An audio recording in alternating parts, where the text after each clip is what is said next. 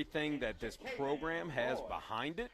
And, they kind of came out, they faltered a little bit, but then they found a way to get right back into every single game that they played for the most part. And last week, maybe the formula was finally found under center, running the ball. And it wasn't always running the ball, but it was under center with the element of surprise behind, running the ball a few times, then going to the passing game. What do you think about that? Well, look, that's kind of what made the offense go a week ago, but the defense played much better as well, locking up that Yellow Jackets offense that was averaging over 40 points a game outside of outside of the Acadiana loss. We're able to knot them up to 0 points. So we'll see if Coach Kobe Pettis and company can come up with that same recipe tonight. We're going to step aside when we're in the Louisiana Orthopedic Specialist Carencro pregame show. When we come back, we're going to have for you tonight, no doubt, the Bearwood Furniture starting lineup and everything much more right here from the Open Air Crow Dome on your home for Carencro High Football, the Real Z 105.9.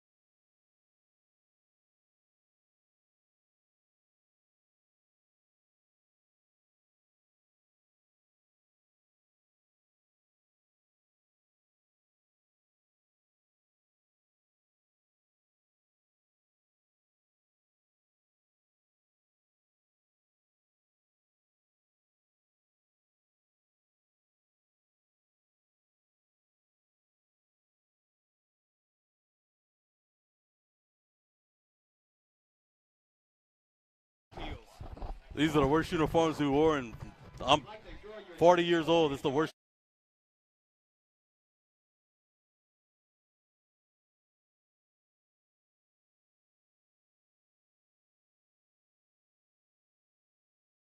Gentlemen, and welcome to Carencro High for a very special night as the football You got everything? field at the Yeah, I'm good. affectionately known as the Open Air Crow Dome is officially dedicated to the man who essentially put Carencro High School on the You want to speak on Mac just a little bit when we come back? Okay. I'll cue you up. Cyrus became the head coach of the Carencro High School in 1990, inheriting a program. Mac said, man, I owe it to you to come up at halftime if that's what you really want. And I said, dude, don't do it just for me, man. Like, if you really want to leave, I'm not mad about it.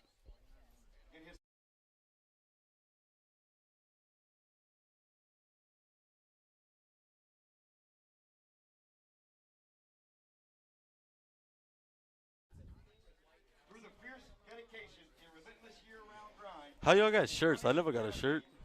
Rosie's Carencro teams would become a mainstay Nobody likes me. top 10 teams in any classification, and often listed as Welcome back to the Louisiana Orthopedic Specialist Carencro pregame show. I'm Blaine Viator, joined alongside the famous Coach K, Coach Christopher Kovac. Coach, tonight is a special night in Carencro allure. Not only the Golden Bears get to play for the first time in 4 weeks at the Open Air Crow Dome, but tonight we also dedicate the field to the almost immortal Coach Mac Barus.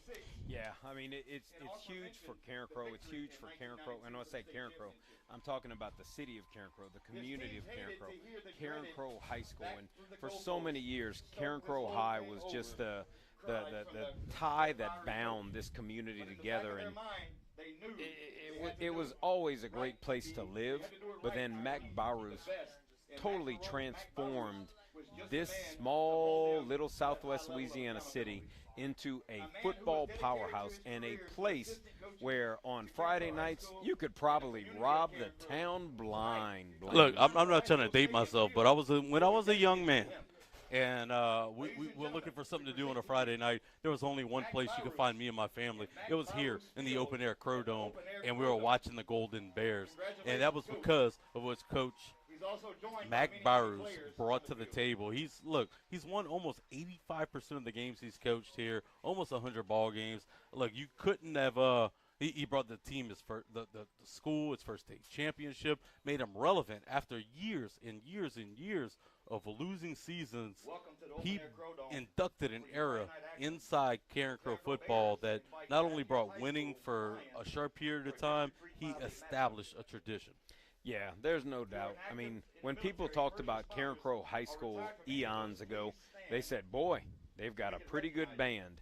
And then a guy named Pat Key came around, and Pat Key began to transform this program. And then Pat Key was succeeded by Mike Ortego, and Mike Ortego was a slave driver, his coaches tell me. I am glad to have never worked for him. Coach, I think you might have been a child when that was happening. I would think I was in high school at the time, actually. But I wouldn't want to have coached for Mike Ortego.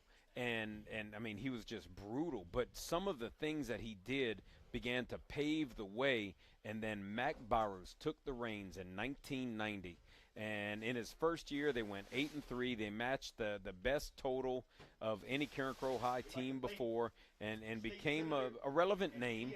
And then 1992 came, and a young man named Kevin Falk went from defensive back to quarterback, and the Carencro High Golden Bears went 14-1 and won the first state championship in Carencro High history and the first state championship in the history of all Lafayette Parish schools. Well, look, it's no doubt this is a huge night, not only in the program but the entire community. If you look out on the field tonight, there's so many folks that were so near and dear to the program. As you mentioned, Coach Tony Corville, Mac Barrows, also Ronald Evelyn, Kevin Falk, 3-time Super Bowl winner, also an All-American at LSU. He's on the field, as well as Derek Beavers and other dignitaries are here tonight celebrating with the Golden Bears. We're going to take our last break of the Louisiana Orthopedic Specialist pregame show. When we come back, toe will meet leather, and we'll have district action.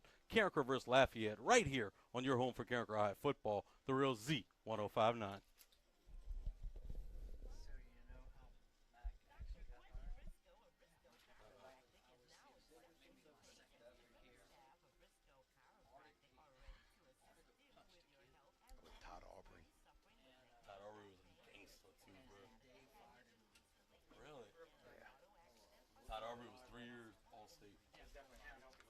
Aubrey had Ortego pinned on the wall, they said, in my office, like his hand on his neck. That dude was nuts, man.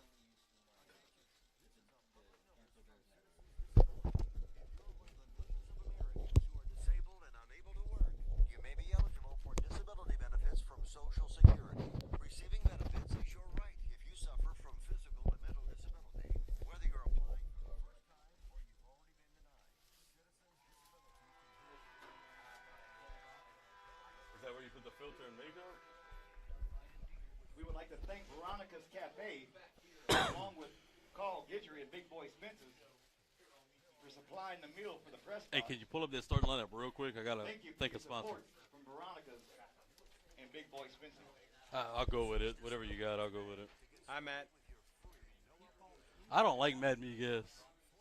Matt Miguez. He thinks he's big time because he got a different job today. Yeah, he got a new job, and now he never even fixed me no jambalaya. Yeah, what the heck? I'll pay a sponsor, and then you could, like. Chad, you didn't fix me jambalaya too?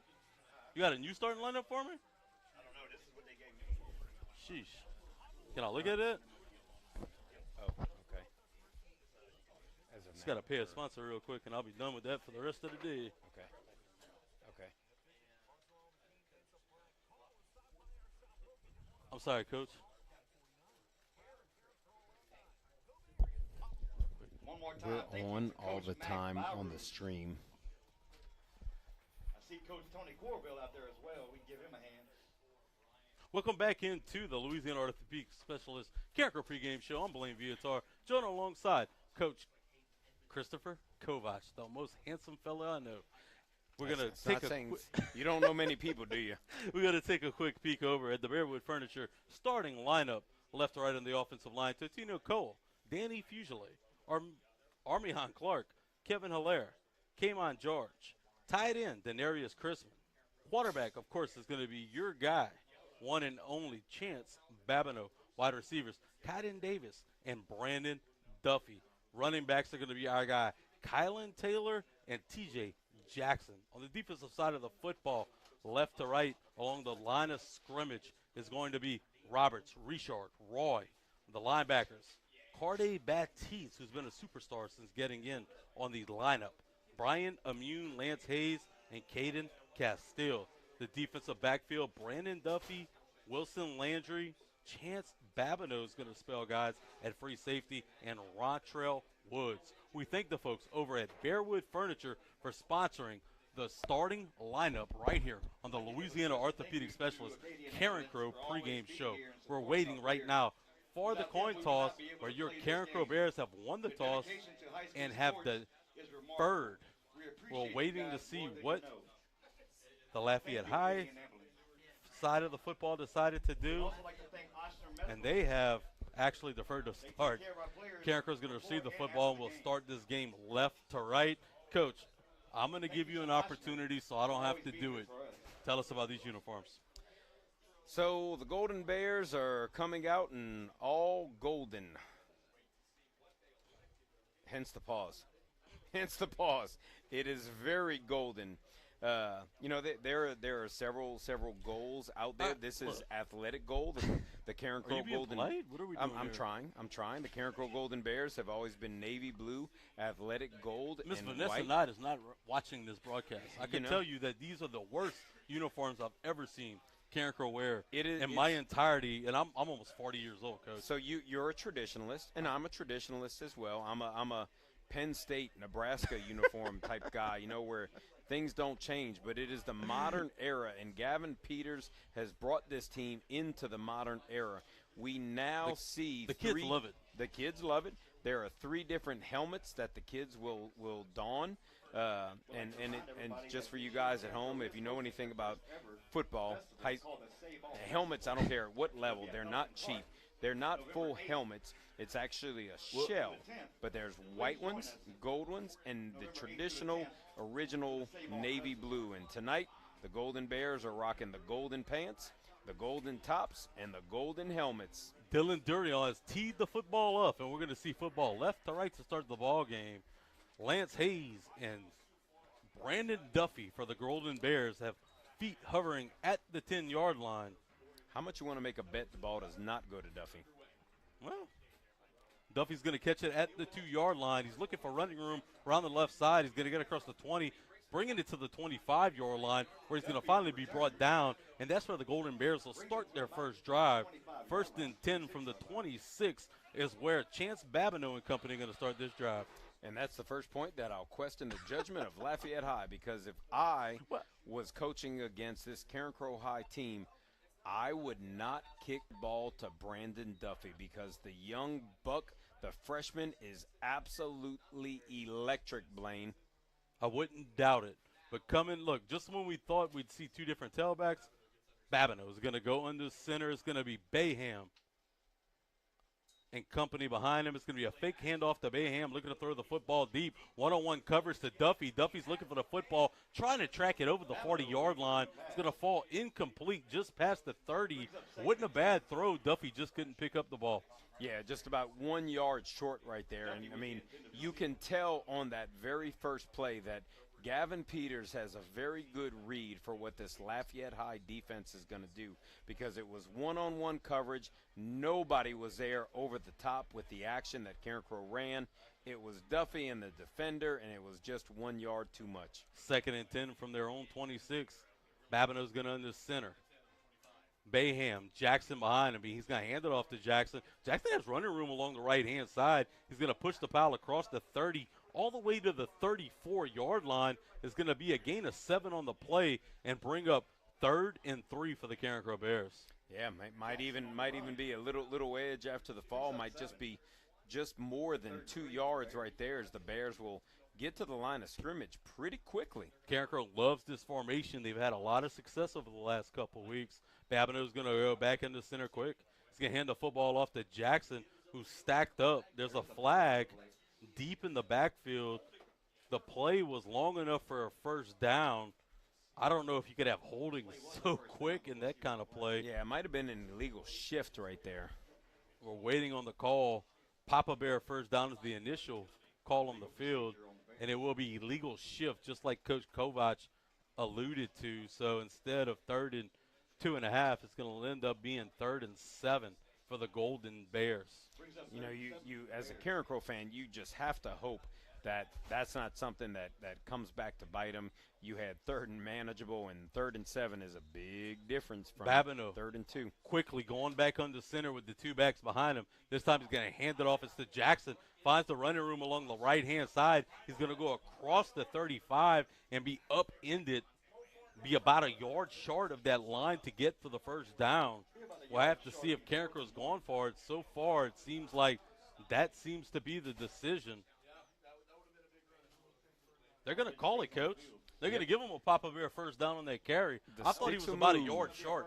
Oh, I think he's right on it. And when I say right on it, he is right on it. Man, you're being generous. Just like that, I'm a Carson generous Guernsey guy, man. Come on. coming into play at quarterback. T.J. Jackson is going to be draped to his right. He's going to hand it off. It's going to be Jackson trying the right-hand side of the line of scrimmage. He's going to push the pile forward across the 40 to the 43-yard line. It's going to be a nice gain of 6 yards on the play to bring up 2nd and 4. So Gavin Peters has had a lot of Rip Evelyn in his ear, a little bit of Mac Barus in his ear, and a couple older coaches, maybe even myself a little bit over the last couple weeks. And if you notice a trend, all the plays have come to the sideline, and the success has come through the running game. Could this be a key thing for the Bears? Babineau back in the gun. He's going to go RPO and throw the football after faking the handoff to Duffy along the left-hand side. It's going to go in and out of the hands of Duffy back behind the line of scrimmage, waiting on a formal call that's going to either be an incomplete pass or a fumble all the way back to the 35-yard line. Waiting on it. It was hard to see live, Coach. He faked the handoff to Jackson underneath the formation. He saw Duffy out in the flats trying to hit him. If that ball went forward, Carencro is going to be a much favorable formation, but they're going to call that behind the formation, so that'll be a fumble. Yeah, it was an RPO look right there, and Babineau had some room initially, and then he saw the speedster Duffy open, and he threw him a rocket, and the only bad thing about it, the pass was going backwards, and it just got bumbled by the Lafayette High defender and Duffy for a big loss. 3rd and 10, Babineau back in the shotgun. Looking to throw the football deep.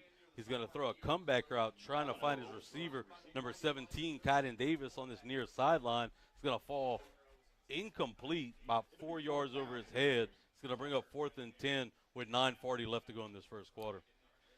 Yeah, and it's hard to kind of watch that process go where you saw success on the ground, and then everything opening up. And Coach Peters talked about in the coaches show the other night, you know, you're going to need to be able to do everything. And I don't know if I'm a full believer in that, but they're definitely a believer in that, and didn't work out too well in that series. Babineau is going to be the punter. He's going to go down to get the snap on his knee almost and get off a punt. He's going to take a Carencro bounce, though, fall across the 25-yard line down to the 24, and that's where they'll die it down. Coach, I thought Carencro's offense on that first drive had a little bit of success, had a little bit of opportunities, especially on the ground in between the tackles. They elected to do something different, and then we had to punt the football. Yeah, I mean, I'm not opposed to the RPO right there, and it was kind of just one of those bad luck plays. Just the look was there. You're getting the run. You know, you're getting the option to do something with it, the modernized option essentially, and just the ball was thrown a little bit too hard for Duffy's hands and doesn't lead to the best thing. Now comes the challenge of handling a 3-quarterback system. Especially when you got a guy athletic as Javonte Landry who's going to take the snap and push the pile straight forward. He's a big physical specimen. He's going to go across the 30 to the 31 and pick up 6 yards on first down to make it 2nd and 4. Coach, not only is he electric, he's big. physical and can really push the limits of the defense. Yeah, Carencro is a kid who brings a lot to the table. He can throw the ball relatively well. He can run the ball relatively well. He can run well in open space, and they're going to use him in all of those possibilities tonight. Landry back in the gun. He's going to go to straight quarterback power, find a little bit of running room. He's kind of picking his way across the Carencro defense in the middle of the field. He's going to pick up 3 yards on the play to bring up 3rd and 1 for the Lions. Now, what Lafayette High is going to do, they're going to use 3 quarterbacks over the course of the night. They started last week's game against Sam Houston in a very similar measure. They used Landry in the shotgun. They ran him, then they threw the ball deep with him. But they're also going to use the sophomore Richmond Saunier and the junior John Carney at quarterback as well. Landry back in the gun. This time he's looking at the shotgun, 3rd and 1. Running back to his right. He's going to get the snap, straight quarterback run to the right-hand side. He's going to get the yard to gain and push that pile all the way across the 41 to the 41-yard line. It'll be a first down for the Lions with 7:54 left to play in the first quarter. Against Sam Houston, this Lafayette High offense really started to find their way, really became a little more productive because, let's be honest, that Sam Houston team is a whole lot better than Franklin and is a whole lot better than Mamou.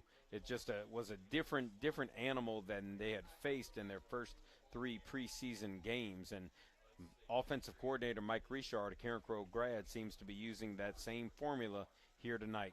This time, just like you mentioned, he's going to go with a different quarterback. It's going to be Carney out of the gun. He's going to flip it to the wide receiver, Kamari Boyd. He's going to catch it across the 45 and bring it into Carencro territory to the 48-yard line. It's going to be a first down for the Lions. Boyd, one of those guys, he's a senior, but he's not one of the guys that really has a huge impact on the game. The Lafayette High Lions they'll really depend on only a few guys, Blaine. But Boyd's one of those guys who is a senior, and he'll make a play when given the opportunity. Just like you said, Saunier's coming in the quarterback. They're going to have their guy tip Landry out to the right side. They're going to bring him back behind the formation. It's going to be Saunier flipping it to Landry. Landry's going to break the initial contact and bring it across the 45 all the way down to the 43, maybe 44-yard line. It's going to be positive gain for the Lions and bring up a 2nd and 5. One of the challenges as an offensive coordinator for a team like Lafayette High is to find a way to put the ball in Carencro Landry's hands as many different ways as you can possibly do. And you'll hear, you can go to a Lafayette High game and you hear flip, flip, flip, flip, flip. Carencro Landry's nickname is Flip, and they will flip the ball to him as many ways and as many times as possible tonight. Landry's going to be out to the wide side this time. They're going to bring him back towards the formation. They're going to run the football back to the left-hand side. Carencro is going to stack him up just past the line of scrimmage. The Union Company come up with the tackle just shy of the 40 at the 41-yard line to bring up 3rd and 4 for the Lions. How about that guy, huh? Brian Immune.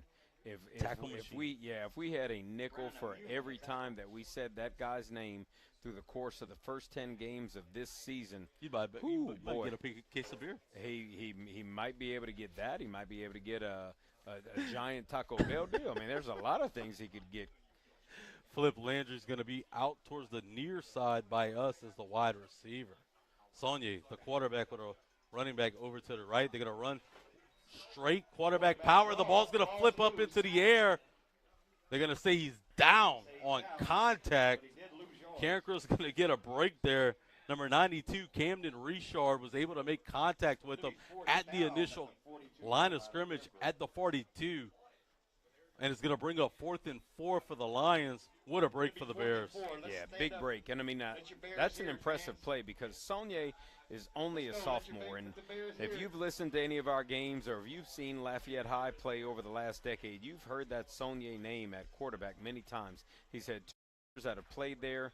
Richmond here is a sophomore. He is a specimen of an athlete. They're going for it. 4th and 4. Saunier back to throw the football. He's going to be pressured. He's going to be tripped up in the backfield and dropped just beyond midfield.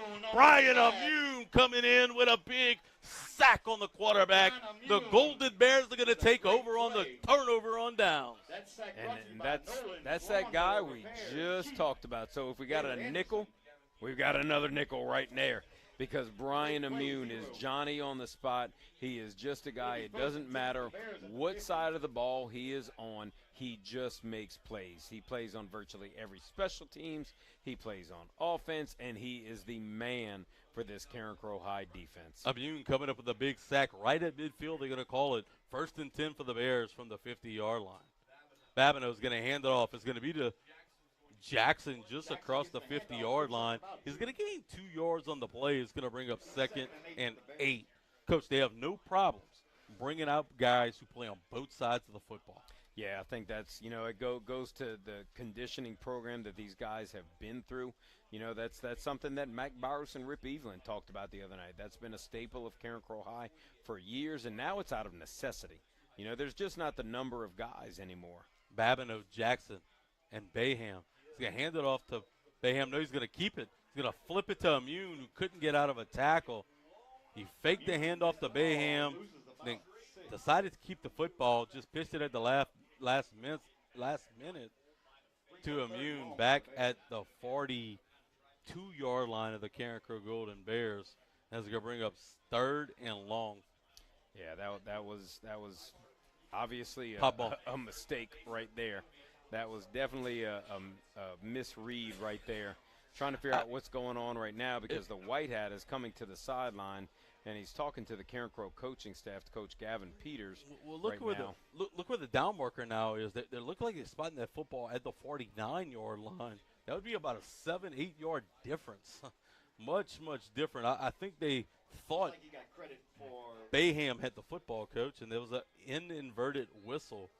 So Carencro's going to get this football dead smack at the 50-yard line, and it's going to be 2nd and 10 again. So an inverted whistle cost the Carencro Bears last week. This week they'll take advantage of it.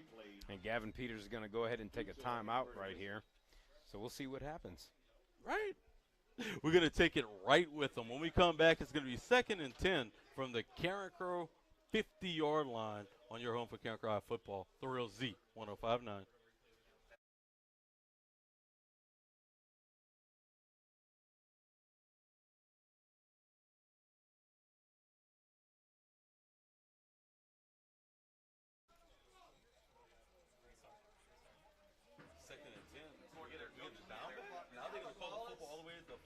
Would like to thank Arsenal Machinery. Are they going to call it 2nd down or 3rd down? It's 2 weeks in a row. 2nd down or 3rd down? In Can-Am, Strike. support of Carencro 2nd down or football. 3rd down?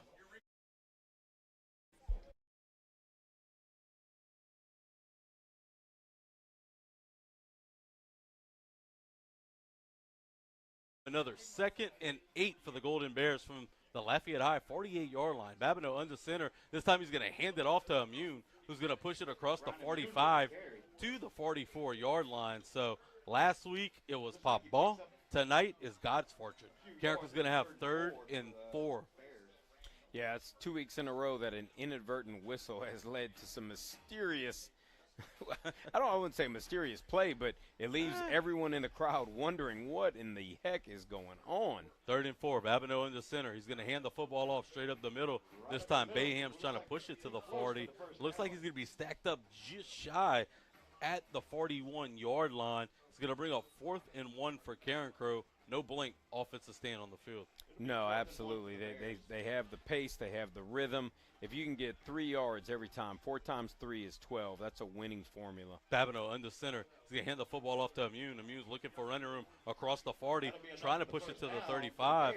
Plenty of running room for a Papa Bear first down. Sometimes this game is an amazing thing. It can be a fickle little thing at times, but at the end of the day, one of the oldest formulas is the simplest formula, and it's the one that wins the most games. When we go back to the days of Woody Hayes and Newt Rockney, and we go to the days of what made West Monroe so good and what still makes John Curtis so good.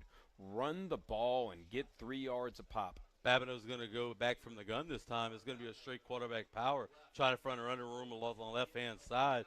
across the 35, and that's what I say he was dropped.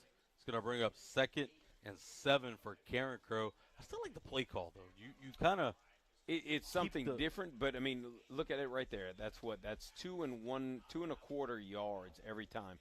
Do we're not good at math, right? But You're an English teacher. 2.25 times just a normal 4. human. That's 10. 2.25 2nd times and 4. 7 for Carencro from the Lafayette High 35. Handoff to the right-hand side is going to be to Jackson, who's going to bring it across the right-hand side, across the 25. That looks to be Papa Bear first down yardage, but there's a flag in the backfield for a illegal shift. Yeah, the second illegal shift of the night, and you hate to see that. And the irony of it is, of calls that have gone against the Golden Bears, there actually hasn't been an illegal shift.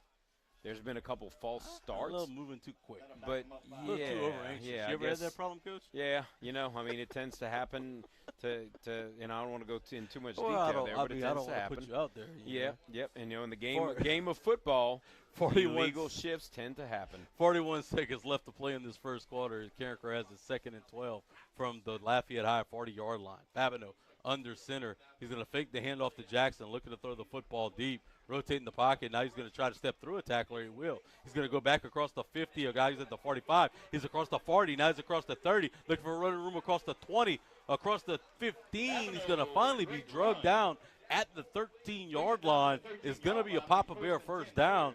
But hold the phone. I think we have a flag in the backfield. Yeah, definitely going to be an illegal block in the back or a holding penalty right there.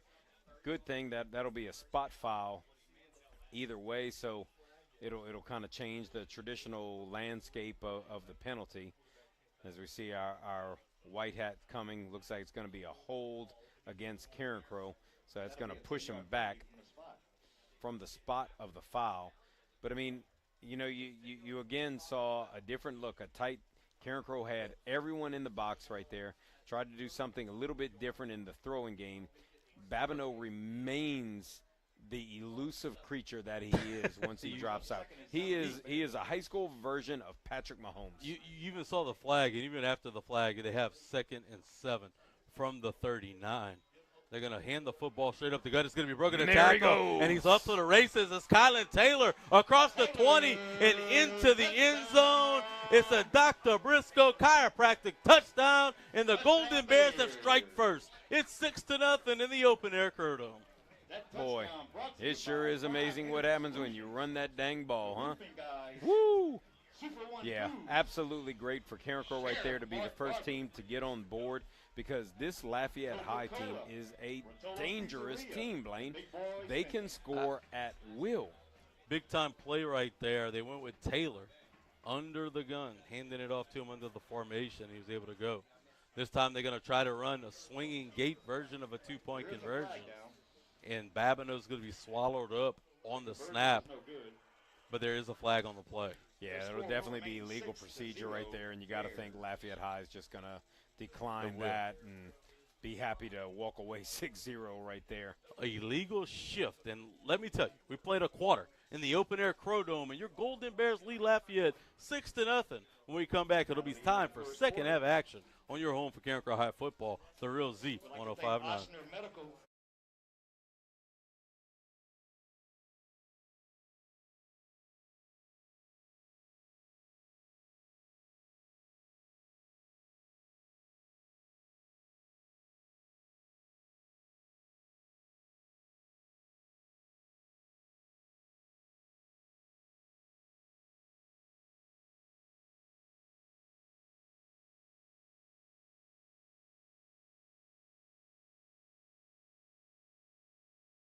Hey, I hear it a little bit, I'm not gonna lie. And just like that, your Golden Bears 6-0 after a quarter of play. And we're going to usher in the Nolan's Lawnmower second quarter with CBAB looking to kick the football off from the Carencro 40-yard line. So the question is, in everybody's mind, can the Golden Bears maintain? If they can maintain and just keep, all they have to do is keep on doing what they've been doing. And here's a funny thing about keep doing what you're doing. The officials lined the ball up on the wrong side of the field. It's the second quarter. They had everything lined up for the Golden Bears to kick the same way they did in the first quarter, and kind of realized right before the Golden Bears were going to kick off, oh, hey, guys, it's the second quarter. Let's flip it around. But that's nothing that we haven't seen before, because we saw the exact same thing last week. The Golden Bears actually ran a play going the wrong way at New Iberia. Hey, it's spooky season. We're over in October. Kylan Taylor getting into the end zone. Carencro Bears needed it in the worst way. They like to play from ahead. They did it for the first time a week ago. Again tonight in the open-air Crow Dome, they lead 6-0. It's going to be Seabab looking to kick the football. He has everybody in close near the 40-yard line. They're going to fake it. It's a little bit of rugby scrum, Coach. And they're going to retreat to normal kicking distance. I still love it. It keeps people off guard, and we have seen this Carencro Golden Bear kickoff unit be very successful doing it already, of actually converting the onside. Bab's going to put a toe into it. It's going to be fielded just at the 11-yard line. It's going to be brought to this near side. He's going to run through traffic. Now he's across the 40, across the 50. He's going to bring it across the 30. One man to beat. He's going to go into the end zone. That's Jamian Brown catching it at the 11. He's going to rush 89 yards into the end zone, and Lafayette High has knotted the score at 6. That's one way to keep the Lafayette High offense off the field, is to just go on the kickoff. Right there, Jamian Brown, the junior wide receiver. Just showing you absolute blazers right there. Yeah, I don't know that we have seen a guy hit the gas pedal like that in a couple years. Once he got across the initial line of defense at the 20-yard line, there was nobody who was going to catch him.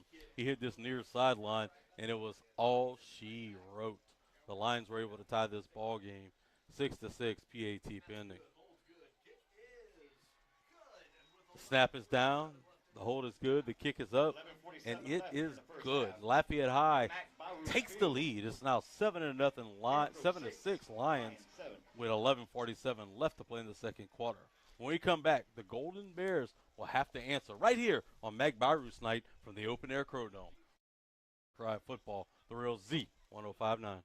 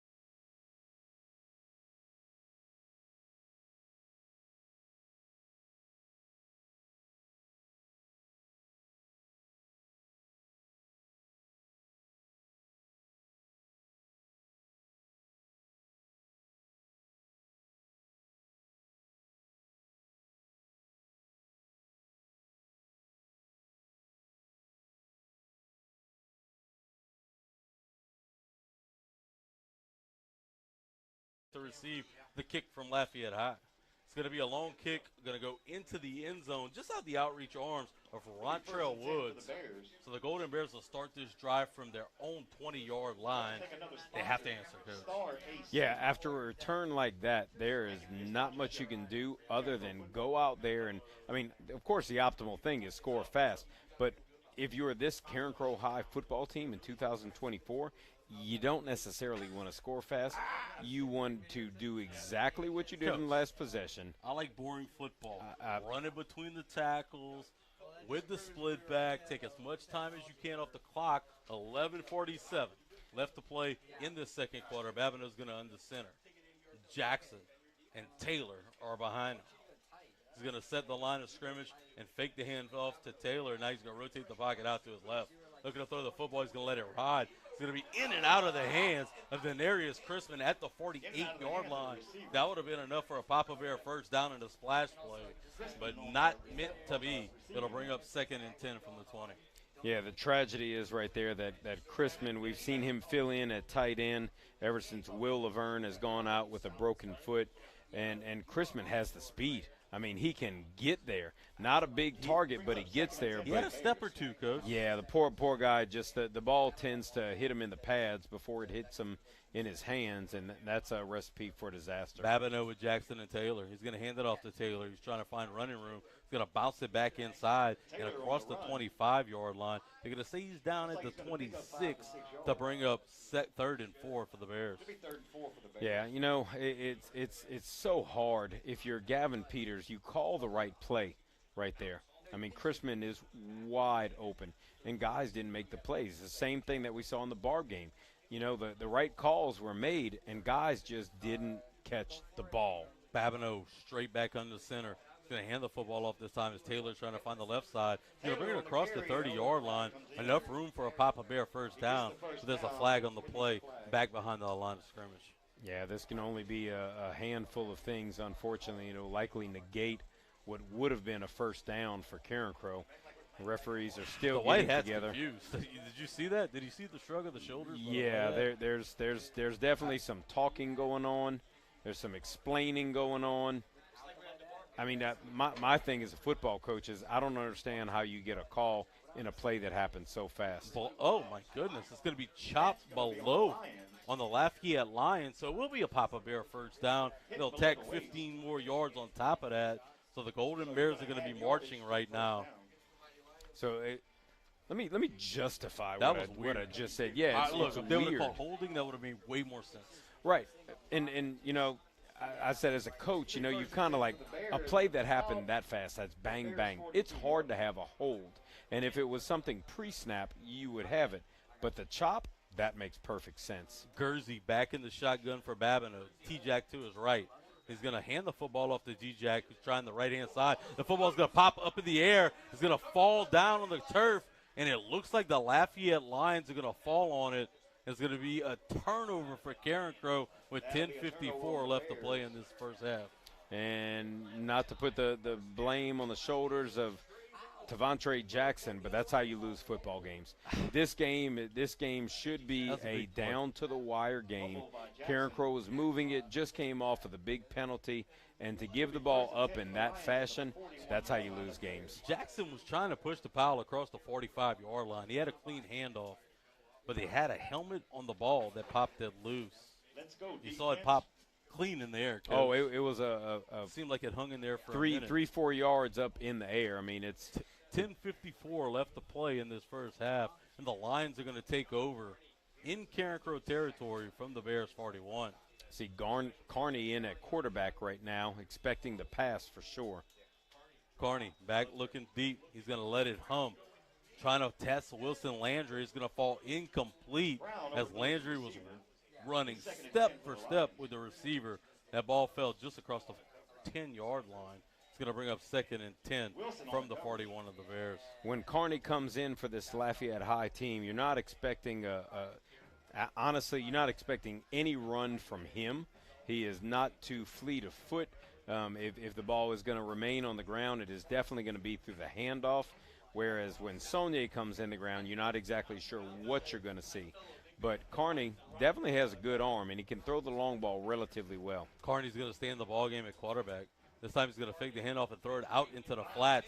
He's going to go in and out of the hands of Jamian Brown just across the 40-yard line to bring up 3rd and 10 with 10:42 left to play in the first half.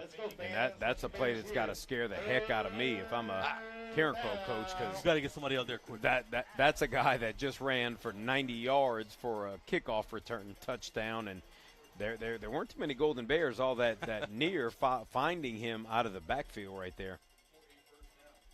They're going to have 3rd and 10 from the Carencro 41. Back in the gun. It's going to be Carney. He's looking back at the sideline, taking his time. 10:42 left to play in this first half. Felt like with blink of an eye, the first quarter went by. First half seems to be taking a little bit long. They're going to take a timeout. We're going to take it with them. When we come back, it'll be the biggest play of the game thus far. It'll be 3rd and 10 in Carencro territory. And you're home for Carencro High football, the Real Z 105.9.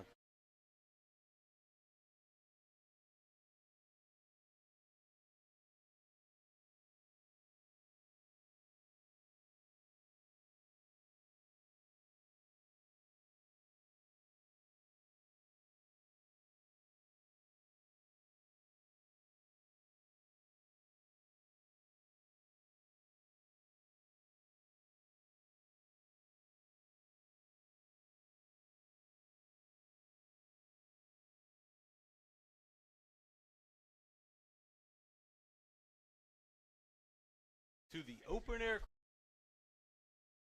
7-6 with 10:42 left to play in the first half. We have a 3rd and 10 from the Carencro 41-yard line for the Lions. So far tonight, the Lions have been a mixed bag. They've tried Carencro in a number of different ways. So I was going to be the voice of criticism right here.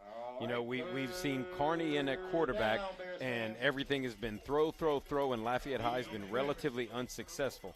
We've been critical of Carencro in the same situations. Carney back in the gun, looking to throw the football down the field. Steps up in the pocket. He's flustered. He's going to be dropped.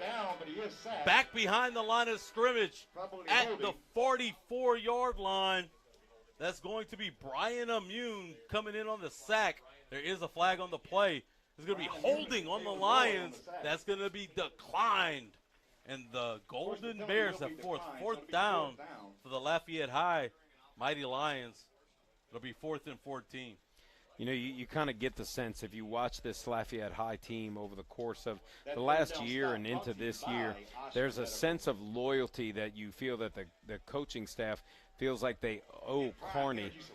He's a good passer, but he's so limited when he's in the pocket. And if you bring a lot of pressure and if you could play good man-to-man out on the perimeter, you really put him in a bind. And that's what Carencro did right there to not only get the sack but the holding call. Dylan Durion is going to be back to punt the football back at his own 40. He's going to let it loose. Back to receive it is a Golden Bear. Didn't catch the number. He's going to take a good Carencro bounce back across the 15, and that's where Babineau and company will take over. Durion, a guy that I hope we don't have to talk a lot about later on. He's got a cannon, coach. He is an absolutely great place kicker and does a good job in the kicking game. He's able to move the pocket when he needs to, when he's punting, but it just been solid for this Lafayette High team in the kicking game throughout the course of the first 5 games of the season. Babineau bringing the troops back out onto the field. There's a couple backs behind him. It's going to be T.J. Jackson and Brian Immune. He's going to go back under center. He's going to set the line. He's going to hand the football off across the right-hand side. It's going to be, Taylor. Taylor's going to squirt loose across the 25 all the way down to the 27-yard line. It's going to be a Papa Bear first down on that first down carry. And that's the burst that we've been waiting to see from the freshman. All of a sudden there was literally a burst. There was a quick turn of foot. You know what's there, Coach? You just have to start playing at a quicker speed. Yeah, you know, it's hard for a 14-year-old kid to adjust that quick. Babineau's going to hand the football off to Immune, but they're going to blow the play dead. I'll bet you a so power far tonight, Carencro trails this game 7-6, but they lead the stat category. Total yards for the Bears, 104. The Lafayette Lions, only 12 yards, thanks to the eye in the sky. The Saint Joel Hilbin, who keeps making me sound like a competent human being each and every week. Thank God he can make you sound like one, because we all know. I mean, everybody really understands. Wow. It's going to be a flag, and Carencro's going to go back to 1st and 15, and they'll call a timeout. We're going to take it with them. When we come back, it'll be 1st and 15 from the Bears from their own 23-yard line with 9:57 left to play in the first half. On your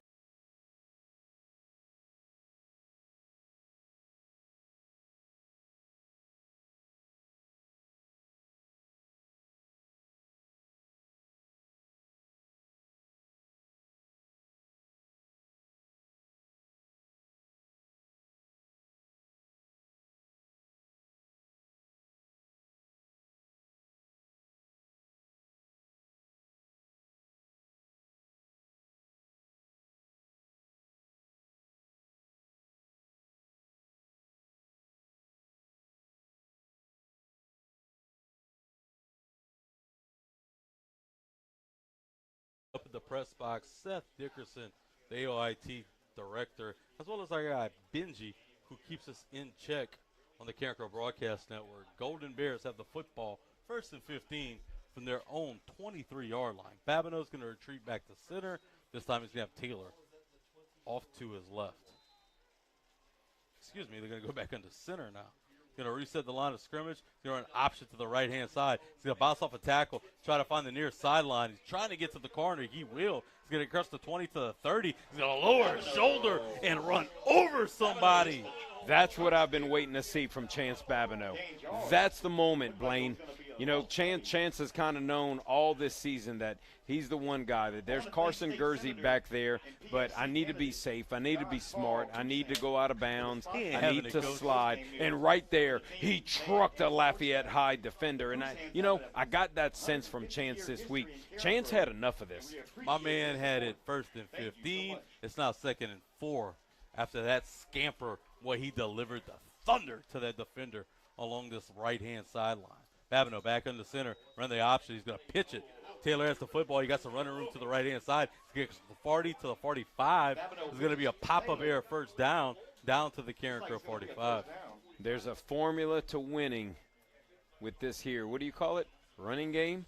Toughness, Coach. There's a formula to winning. You got to have some oomph to it. We talked about it. We didn't know if Carencro had enough oomph to it, enough dudes. There's not Altony Davises or Jonah Cormier's on this roster, but Chance Babineau delivered the thunder on that play. 1st and 10 from the Carencro 45. He's going to hand the football off straight up the gut. I believe that was Immune. He's going to be stacked up just across the line of scrimmage, maybe a yard on the play. It's going to bring up 2nd and 9. Yeah, and that's one of those ones that, I mean, you have to give it here, you have to give it there to be able to bounce the ones to the B gap, to the C gap, and eventually on a play like 2 plays ago, run the option, get the ball to the outside. Babineau's going to give it to the left-hand side. It's Immune who's trying to push it across the 50. They're going to drop him just shy at the 49. It's going to be a gain of a few yards. It's going to bring up 3rd and 7 for Carencro. Immune really did a good job of sort of a buck sweep action right there. And Immune kept looking to the inside.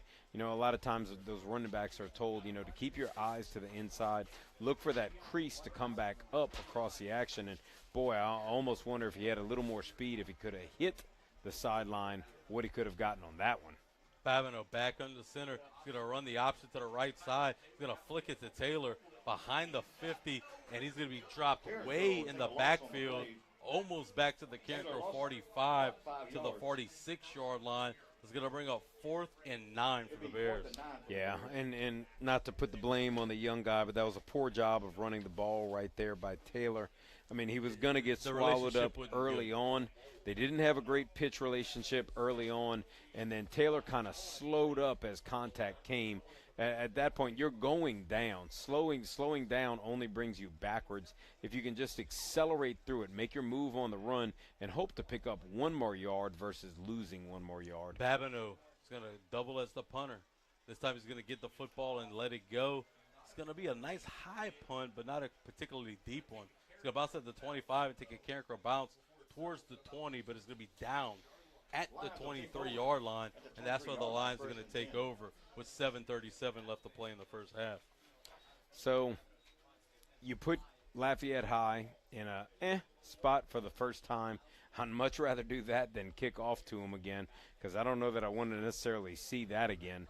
But what will we see from Lafayette High? If we saw Kearney come out in the 2nd series and we saw Flip come out in the 1st series, I would have to think we'd get a little bit of Saunier right here. I would think at this point in the game, leading by 1, well, what do we know? Flip's going to come back at quarterback, running back draped to his right. But Saunier's at a receiver. And he's trying to get to the right-hand side. He's going to make a man miss and darts towards the middle of the field to be dropped at the 25-yard line after a gain of a couple. It'll bring up 2nd and 8. Coach, even the minimal gains are electric. Yeah, absolutely. I mean, he's a competitor. He's tough to bring down. And the Lafayette High is putting you in a bind because they're also bringing Saunier out as a wideout right now. So that's a different look for him. Looking back at the line, looking back towards the sideline, Landry's in at quarterback. He has a running back to his right. It's Williams. He's going to stay there. It's 2nd and 8. Looking back at the sideline, 6:50 left to play in this first half. This time it's going to be a quarterback power towards the left-hand side. It's going to be drugged down by Jaqueline Roy, close to the 30, maybe to the 29. Is going to bring up 3rd and 5 for the Lions. Yeah, and there's going to be a late flag on the play. Absolutely not smart play. Looks like that's going to be number 9. Our guy, Lance Hayes, right there. Brian Immune got into a little bit of a tussle right there with an offensive lineman, and Lance Hayes stepped up quickly, and looks like he Both sides, took right? one more step than he should have, but fortunately for Carencro. And even better, the spot of the football, too. They're going to call it offsetting penalties. Waiting for the final spot of the football. It's going to be offsetting penalties. They're actually going to call it on Lafayette High. As Mr. Hilbin's the one who's like just enthusiastically pointing to the Lions, and I'm shocked. Yeah, by the way because that you know transpired. you could see Brian Immune kind of in there, and then you saw Lance Hayes come in there, and it looked like Hayes was trying to pull him apart originally, and then Hayes kind of stepped up and said like, "Whoa, bro, what's going on here?" But there must have been something that was said down there that wasn't. Maybe those let's are words say, we can't use on the radio. yeah, let's say not permissible on Sunday morning. How about that? It's going to be 3rd and 18 now for the Lions from their own 15-yard line. Back in the gun, looking to throw the football deep. They're going to let it ride. Deep pass is going to be across the 50-yard line and incomplete out of the outstretched arms of the receiver, but great coverage that time by Amari Dennis as well as Rontrell Woods running stride for stride. Yeah, I mean, you know, you see the capability of Sony right there. And, I mean, Lafayette High doesn't list their heights or weights on their roster. Thank God they don't list ours, Coach. Which, I mean, well, no, Carencro lists theirs, Coach. I got to tell you. You and ours, I wouldn't be here Oh, for that. if it was ours, that would be not that'd good. Pop off, Coach. Short and heavy. Thick Kings, Coach. Lafayette's going to get this punt off, and it's going to be a line drive across the 50. It's going to be fielded by Duffy, who's almost going to be swallowed up. He spins out of a tackle, trying to find running room back across the Carencro 40-yard line. Trying to get to the corner. He might get there. It's going to be across the 50. That was an electric run for about a no gain on the play as he's going to be tackled right at midfield. Boy, that was electric. Every time he touches the football, you hold your breath. Yeah, and there are a couple flags on the field that have both been picked up.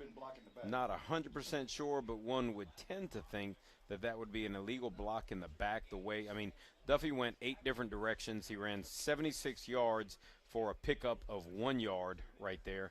You know, the dude is electric, but he hasn't quite figured out this high school thing yet, that it's a little bit different, and sometimes you just have to swallow your pride.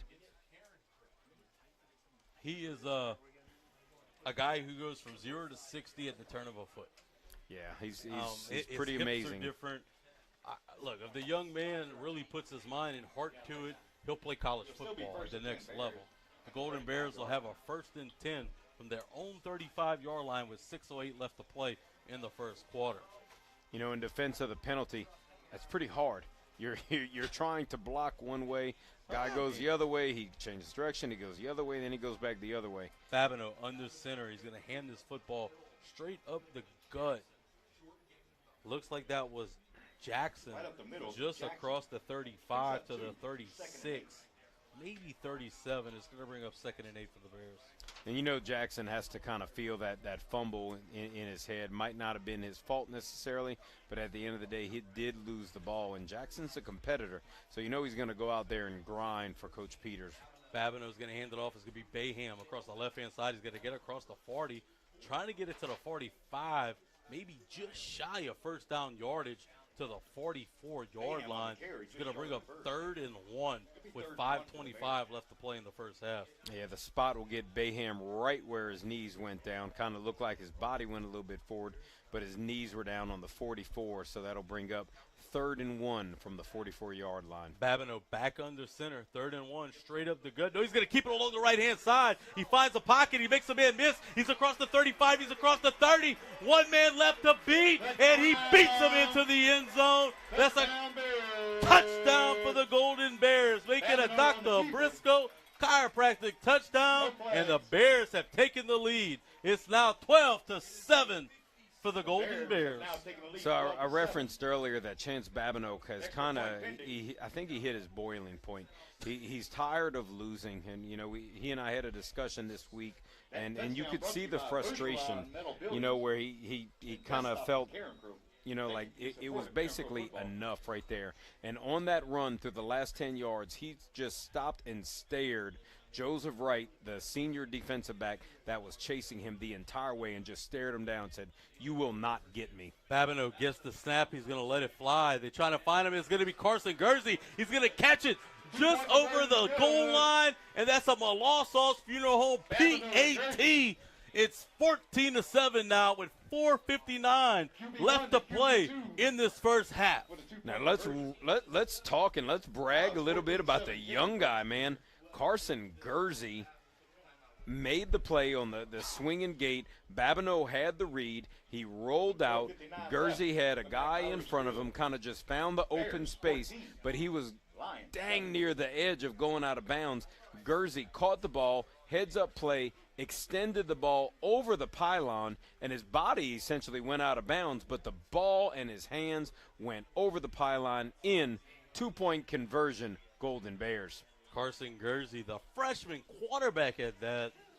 Hey, my man is versatile. He's a utility guy. He also doubles on the diamond for the Carencro Golden Bears. He can do it all. Catching that 2-point conversion. He is going to be one of the most exceptional athletes, I think, to come out of this school. And, that's saying a lot. When we looked on this field as Carencro High honored Mac Barus, there were more all-state players. There were more all-American high school players than most high schools in this state has ever seen. And to say that some of these guys, Chance Babineau, Kendrick Bernard, Carson Gursey, Hayden Monroe, these are guys who are going to own their own spot in Carencro. Babineau's going to lead up to the football. It's going to be received at the 5. Trying to find running room along the left-hand side, and he will. He has a lot of running room. He's going to bring it across midfield, back across the 50. It's going to be Brown, the touchdown maker, finally be drugged down across the 40-yard line at the 37. It's going to be 1st and 10 in Carencro territory for the Lions. Yeah, very disappointing by the Carencro kickoff team right there. There is obviously a problem in coverage right there. Interesting, though, that the first one was kicked to Jamie Brown on the right side of the field, and Brown reversed the ball and came all the way against the grain. That time, he just took it on the same side that he was at, and just with that speed, he burst down the sideline. The Golden Bears they've got to make some adjustments at halftime because this cannot continue to happen. 4:49 left to play in the first half. It'll be 1st and 10.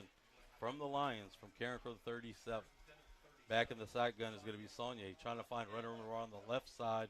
He's going to go across the 35 and be dragged down at the 34. A couple Golden Bears, including Brian Amune, in on the tackle.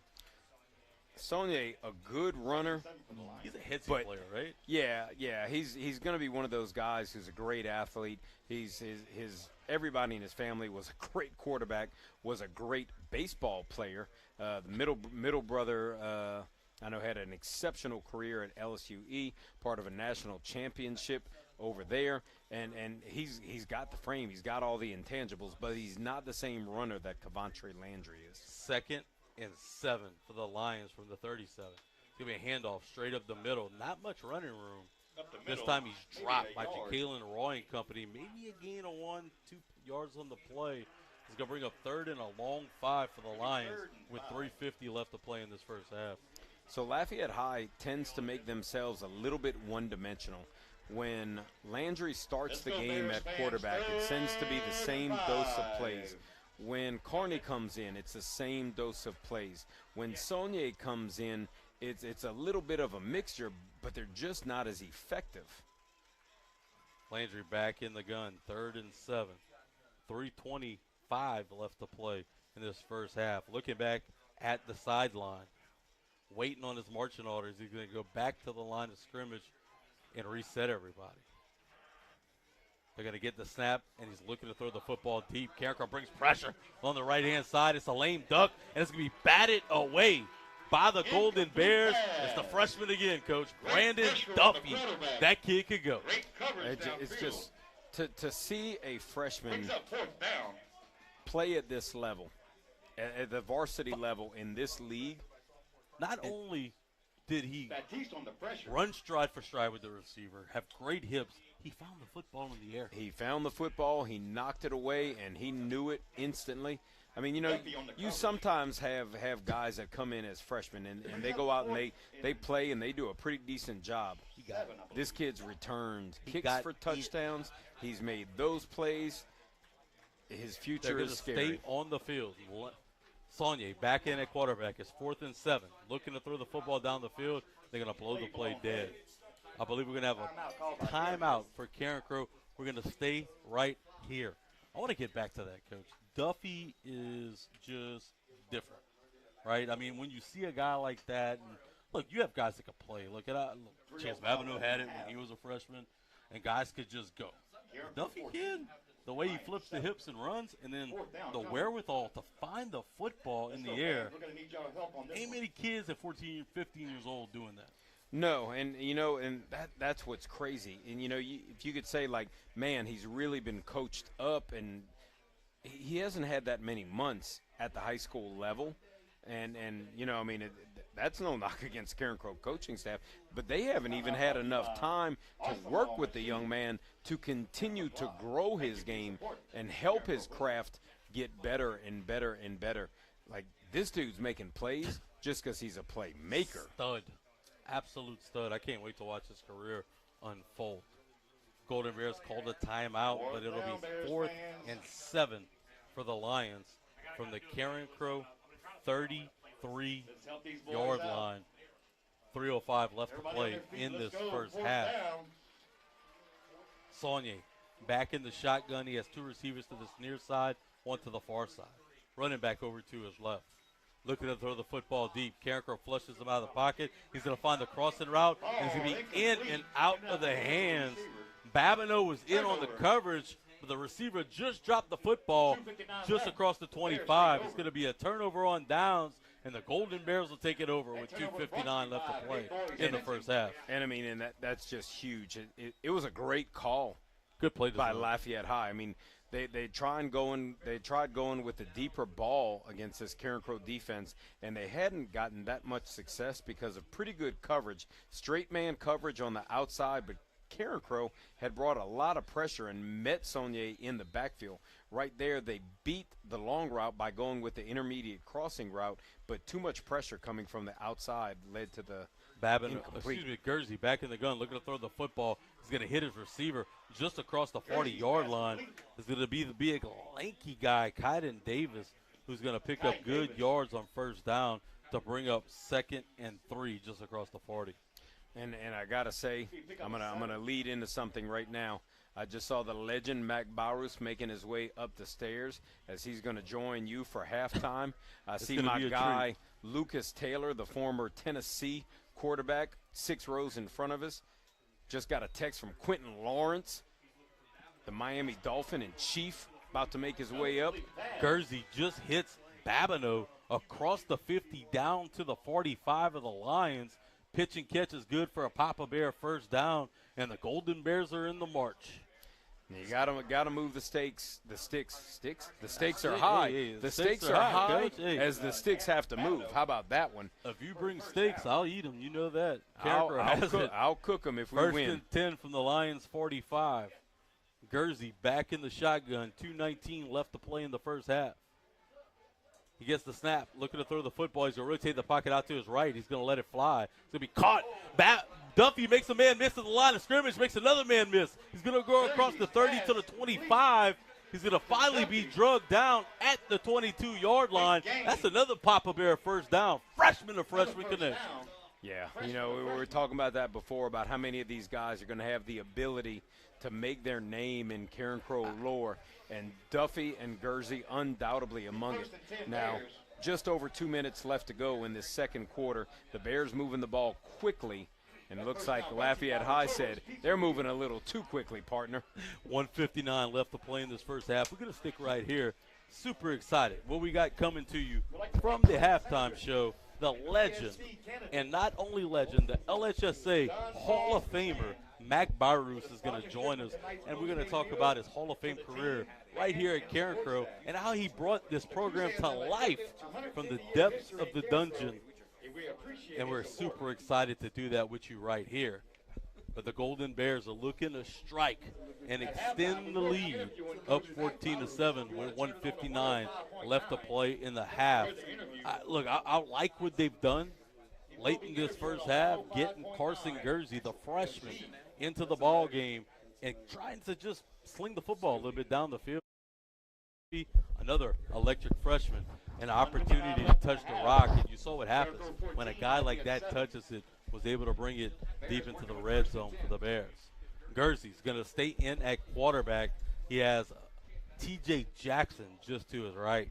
Two receivers to the near side. Chance Babineau, lone receiver to the right. He's going to reset Jackson to his left. Gursey looking to throw the football down the field. He's going to let it ride, trying to find Babineau one-on-one coverage across the 10-yard line. It's going to fall incomplete. It's going to bring up 2nd and 10 with 1:53 left to play in the first half. You know, I have to say that I like the way that Gursey has been used throughout the first half. The predominant amount of plays with Gursey have been run plays because we saw a definite trend through the first 5 weeks of Gursey. Gursey's in, Gursey's throwing the ball. You don't want to be too one-dimensional when Gursey's in there. They're going to take him out and bring Babineau back under center. He's going to retreat to more of a split-back look. This time he's going to hand the football off. It's going to be Bayham across the left-hand side. It's going to be outside via run across the 20, maybe to the 19. It's going to bring up 5, maybe 6 yards on the play. It's going to bring up 3rd and a long 4 for the Bears. 1:35 and counting on the clock. It makes it manageable. You know, it's a 3rd and manageable. And if you're going to continue to run the ball, that's all you're looking for. You're looking for manageable situations. So you know you're going to see the Golden Bears get up to the line quick. You're probably going to see the ball run to the sideline. We'll see what happens. 2-down territory, if you ask me, Coach. Babineau looking back at the center, looking back at the sideline. He's going to go back on the center, split back, receiver to each side. This time he's going to hand it off to Bayham to the left. He got plenty of running room across the 15. He's going to be down to the 13 of the Golden Bears. Make that a Papa Bear first down carry. A minute left to play in this first half. So if you look at percentages of teams against Lafayette High, a lot of teams have run the ball to the offense's right side against Lafayette High. Carencro has opted to run the ball to the left side. Moreover, they've run the ball to their own sideline, as Coach Mac Barrows used to be such a big fan of running the ball to his sideline. I think it's just because he liked to have his voice in the official's ear on that side, Blaine. Don't bring those people back to those glory days. Babineau's going to go in the center. He's going to hand it off to Brian Immune. He's going to try the right-hand side of the line of scrimmage on the inside veer handoff, maybe 3 yards on the play. We're going to go quick. Babineau back under center. Gets the snap. He's going to hand it off. It's going to be TJ. Nope, Babineau's going to keep it across the left-hand side. He's across the twin. Darts back inside. He's going to finally be brought down at the 3-yard line. 17 seconds left to play in the ball game. We're awfully close to Papa Bear first down territory. And it will be a first down, so it'll be 1st and goal. The clock will stop. It looks like Carencro will take a timeout here, if I'm right, huh? Yeah, it looks like Gavin Peters and company will go with the timeout. Coach, you got 1st and goal from the 3-yard line. 17 seconds left to play in the ball game. I know what this man behind me would do. He'd run 26 Nebraska. Power. Power, that's what you're going to go with? Power. We're going to run the football, no doubt. I mean, Carencro has had 1st and goal from the 2, Coach. Power till we score, he says. And look, I can't Ram go against 26 power. Ram 26 power, and if the Golden Bear fans or former players are listening to us, you know what that means. Absolutely. Till we score, 17 seconds. Rip Evelyn's down there, and he's screaming his mind off over there. We're going to get into the end zone and get a 6-point score for the Bears with only 17 seconds left. Hey, I was going to say, there's some guys down that are undoubtedly thinking that power would probably be the key to it right now. And you know why they're all in agreement? Because it works. Yeah, I'd agree.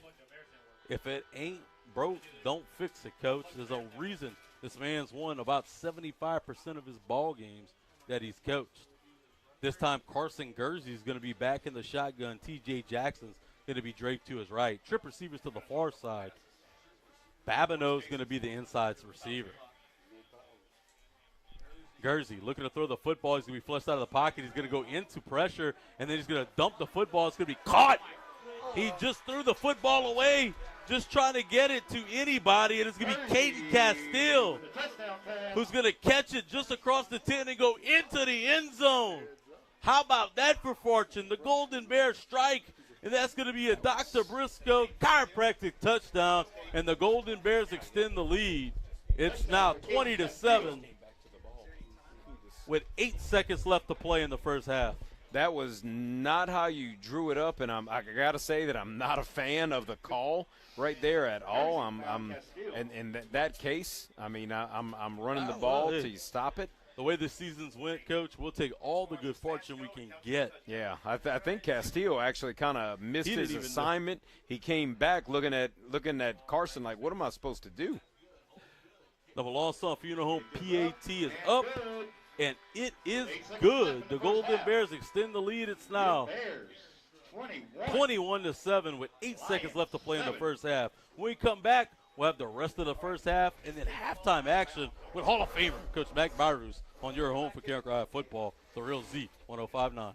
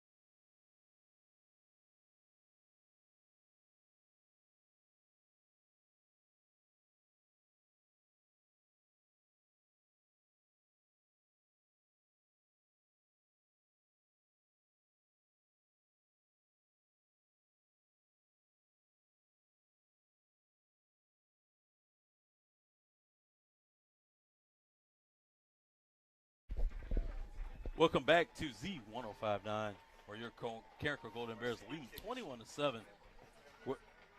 Why do I hear Ben Love's voice? Not sure what this formation is. Well, Blaine, the Carencro's going to do a little bit of a squib look this time. It's going to be bounced off to the hand of a Lafayette High receiver at the 30. It's going to be caught by Brown. What are we doing? It's going to be finally brought down across the 30 to the 36-yard line. And that'll do it. We played a half of football, and your Golden Bears lead 21-7 on your home for Carencro High football, The Real Z 105.9.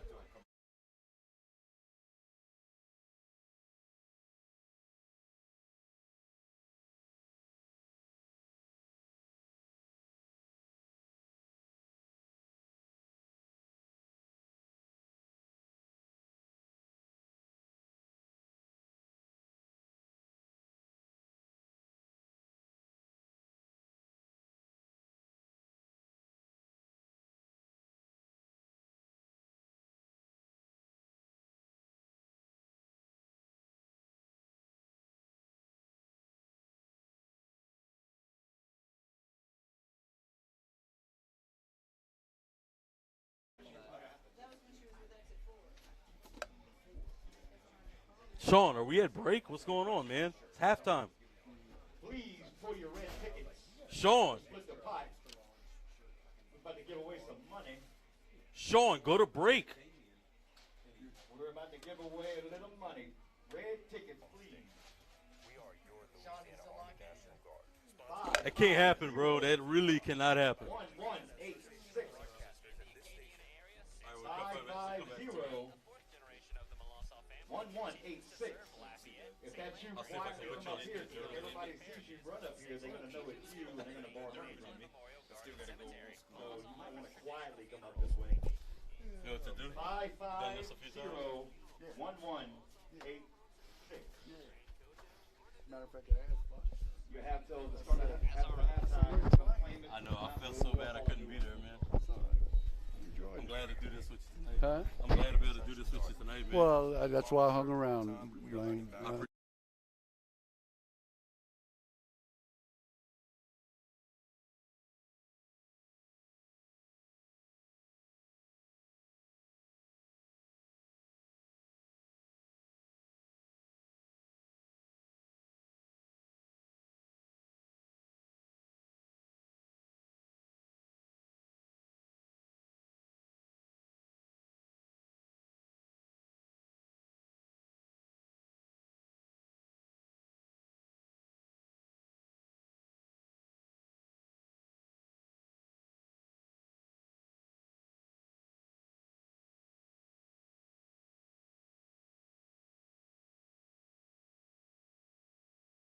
Coach Mac Barus, Coach, I couldn't thank you enough for joining me. I owe a lot of the love that I have for Carencro and football to you, and I feel indebted to how you made me feel about not only this game but this program, and I wholeheartedly appreciate you joining me tonight. Blaine, that's some very kind words. I'm happy to be here. It's a special honor, but there's a whole bunch of people like you, Coach Kovac, and the ex-players down there, and the assistant coaches, and my wife for letting me do this for all those years. And she's a saint. She's a saint. Yeah, that's very important, to have your family support. And yeah, it's good to come back, and it's good to see guys like you and others that are still giving back to the school. And it's a special place, and you don't know it until you're here. And you came here, you resurrected the program. It was in the depths of the dungeon, and you got here and you won quickly. What would you contribute to be able to turn around the program in such quick time and be able to compete at the successful rate that you did? Well, Blaine, we were good. When I took over, we had came off a 7-3 season, and we were good, but we just couldn't take that next step. And when the coaching staff got together that very first year, we had a bunch of plans, and we had all kinds of good ideas, and we were a bunch of young guys, and so there was no parameters. There wasn't nobody in the room saying we can't do that. Now, you can call that one of three things: young and dumb, getting ready to get beat, or getting ready to learn a lesson. And our first 2 years, we were 8-3, 7-4, first round playoff losses 2 years in a row. And yeah, but hold on, Coach. Let me stop you right there. One of those first round playoff losses were to Neville. Neville went on to play for a state championship the year before you won a state championship. Yeah. And that team right there was pretty damn good. It was good, and they beat us in double overtime, first round game. And but what we learned from that, Blaine, and it's a continuous learning process no matter what. But we learned that we weren't strong enough and physical enough to play with the kind of teams. If you wanted to play late in November, in early December in Louisiana, you better be able to run the ball, you better be able to knock people off the ball, and you better be able to tackle. And we took Coach Corville, and everybody around here knows Coach Corville. He's the most recent one here. Won a state championship. The only other coach besides Thank yourself. God. We knew we'd get back. We just didn't think it would take that long. But Coach Tony implemented the best special teams in the state of Louisiana, and we were before our time with that. And we were also big on conditioning, and most of the guys that have played for us, and you know that, we spent half our practice conditioning. Start it over, Coach. Start it over, Coach. How many times I heard that growing up? Well, that's become, you know what, it's one of the guys said tonight, I would rather my mom scream at me or my dad paddle me or my teacher throw me out of class than to hear that started over again. But, started over and through the goalposts. I mean, I remember plenty of times, we were out here on a Thursday and shorts and girdles, and we made everybody go back to school and put the full pads on. But you demanded the most on your players, but you got the most out of your players, and you demanded success. And you had a lot of great players come through. What do you contribute into getting guys like Damian James, Derek Beavers, Kevin Falk, Theo Babineau, guys like John Bernard? And, look, guys like that just don't grow on trees. I mean, guys like that, it takes ability to create, athletes like that in a system to have sustained success? Well, again, it goes to the conditioning and the weight room, and also having some talented players. And when you get guys like Kevin Falks and Damian James is buying into everything you say as a coach and a coaching staff, everybody else does too. Because if the good ones do that, then everybody else makes your life easier, right? It makes it a lot easier. And once you get that, and then we got to a stage, Blaine, where kids wanted to come here. We didn't have to worry about getting kids, because if they had some talent, they saw what we were doing and they wanted to be a part of it. And coaching's way overrated. I know some of the coaches nowadays might not, but when you do it long enough, Blaine, if you don't have a bunch of good help around you, good coaches and good athletes, you can coach, but you got to have, some players. And I appreciate all the accolades I've gotten, but I was very, very fortunate and very, very lucky to land in a place like this with the people here and the players here and my coaches. Well, look, I'm the one that I think that you create your own fortune, you create your own luck, and you're a hard worker. You were over here when the sun came up, you were here when the sun came down, and there were a lot of games that were won on Sunday morning over in the coach's office, breaking down film and making it happen. And you just mentioned a lot of great coaches, and you blessed yourself with a lot of great coaches. And look, you talked about players don't come around. Good coaches don't come around unless they can work for a guy like yourself. So talk about a little bit about some of those guys like Rip Evelyn and company that came along the journey with you and were able to help create that sustained success. Well, and most of the people listening tonight probably remember most of these guys, but when we first started out, Coach Evelyn had been here for a while, and when I got the head coaching job, Coach Rip had applied for it too. And we had made a pact, whoever gets it, the other one's going to stay and be the offensive coordinator. And it just happened that I was the one that got the job. But I was fortunate to have guys like him that had some experience. And then we added Coach Corville. That was his first official coaching job. He had helped us along the way at other places before we got here.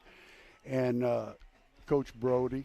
I hate to start going through these names because I'm going to forget somebody. No, don't do it. Dawson Durbin, Lance Guidry. And DeBoers and Guidry. Yeah, we could go on and on. And all these guys deserve the credit. And just good quality coaches. And I was very fortunate that I had people like that I could just back up and let those guys go. And they knew what to do and how to motivate the players. But, I'm very fortunate, Blaine, and I know you're getting tired of hearing me downplay all this stuff. Look, tonight's here to celebrate you, Coach. I know. You started this Don't program. think I'm not grateful. I know am you very, are. very grateful, and I'm very, very fortunate to have this honor. But I don't want people out there to think, because you can't build a team all about me. I know. You can't build a team all about me. You taught me a lot of things in life, Coach. Well, thank you, Blaine. Look, you know what I'm talking about. So, look, we look over here at this field, and I know it's much different than when you coached here. It's a beautiful facility, and not that it wasn't beautiful when you were here, because you demand excellence when you were here. Coach Dawson Durbin, back when I was in school, had this stadium in tip-top condition, That's right. We dyed the field from 5-yard line to 5-yard line. We painted the big C in the middle. We had the checkered board for Luke. Before Lucas Taylor, but I'll say it's for Lucas Taylor. We had the Tennessee checkered. That's right. Tennessee checkered in the infield, in the end zone, and boy, you were pissed off if we didn't get Moppingle on the helmet. Like you were a detail-oriented coach. But now, Coach, look, Gavin Peterson Company, they get to roll out here with the beautiful turf field. You got your name over on the left-hand side. What does that mean for you? Like, how tickled are you on the inside, and how special is it for you to come here tonight and be able to see not only your name on that field, but also that beautiful facility that Carencro currently has? It really is. We put a lot of work into this place, and I used to be a big stickler on, hey, guys, we got to make the best of where we at. We're working out of the back of an unair-conditioned gym. We just got to make it happen. And to see this, I told Mr. Touchette, our new superintendent, earlier tonight and earlier this season, it's a very, very refreshing sight to see schools in Lafayette Parish get the kind of facilities they've deserved for a long time. And Coach Peters and them are just in the beginning, and, you know, we're going to have a fine football team to put on that good-looking football field here before it's over with. I'm going to let you go real quick, but I want to talk about another Carencro legend, that one that might get looked over a little bit. Coach Billy McCauley, back at Carencro Middle School. I'm glad you brought Billy up, Blaine, because, you know, I was having lunch with some of the guys today at lunch, and they were telling me some of these old stories about me, and I don't remember them the same way they remember them, but, you know, and after hearing a couple of them, I told them I'm glad you guys still talk to me. But, you know, Billy, one thing Billy did with those kids in junior high is he demanded discipline. He demanded quality academics, and he worked them as hard as any junior high coach can work kids. And by the time they got here, they knew how to work. He made our job so much easier. They knew how to work. And he was also here every Friday night with us, so the kids that had played for him, they see that continue, you know, the program. And he ran our plays. He, you know, he was very, very overqualified to be at a junior high school, but, you know, he was the best, best at what he did. If I could ever drag him out of Thoroughbred, sir, or over there in Carencro and bring him over here and sit next to me for an interview. Oh, he'd be I don't know awesome. if Aaron or Miss Billy will help that one day, but I would love to, or Miss Joe to help that one day, but I'd love to have Billy stand next to me and talk to me. No, it would be great. We'll get him out. We'll get him. So. You know, but I understand where he's at. You know, you spend all that time over the years. Man. That's right. He was the best of the best. Coach, from all the Carencro, I want to thank you, Blaine. From not only when I was here at Carencro, but my whole childhood. Thank you. It was a beautiful place to be here on Friday nights, and I feel indebted to you for my love of football and my love of Carencro High School, and it's really an honor to be able to talk. And look, I have goosebumps talking to you right now. It really is an honor, Thank and you, Blaine. I owe a ton to you. I appreciate it, Coach. I appreciate you. Well, Thanks there a you lot. have it. Coach Mac Barus hitting off on you tonight. And let's not forget about the best stat guy who he makes y'all's radio station. So, I mean, I couldn't sound like I was smart ever. Coach. Joel's been here forever, and if anybody wants to argue with any stats or any one-loss records and stuff, don't, because he's got it right already. You know, it's funny when Gavin sent me the thing about my wins and my losses. I never paid no attention to that, and he told me that, and I'm like, ain't no way. So I went back and I added up all the seasons. And he hit it dead on the head. And I mean, this guy's phenomenal, man. It's unbelievable. And again, that's part of the thing that makes this place so great. But so thank you, Joel, and thank y'all for what thank you for bringing it all together, Coach. And hey, if I had a hill to stand on, I'd beat my chest to get you in the Louisiana Star Hall of Fame. You're much deserving more than any high school coach in the entire state, and one day I hope to see you there. Thank you, Blaine. We're going to wrap it up right here with Coach Mac Barus right here on your home for Carencro High football, the real Z 105.9.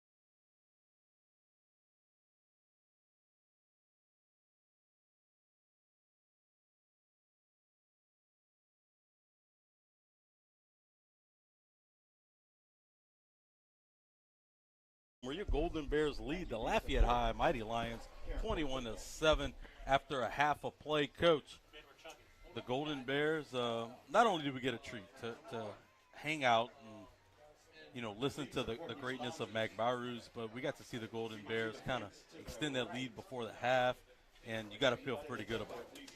Yeah, the only place that the Mighty Lions have exposed Carencro has been on special teams. But this is a Lafayette High team with some great coaching.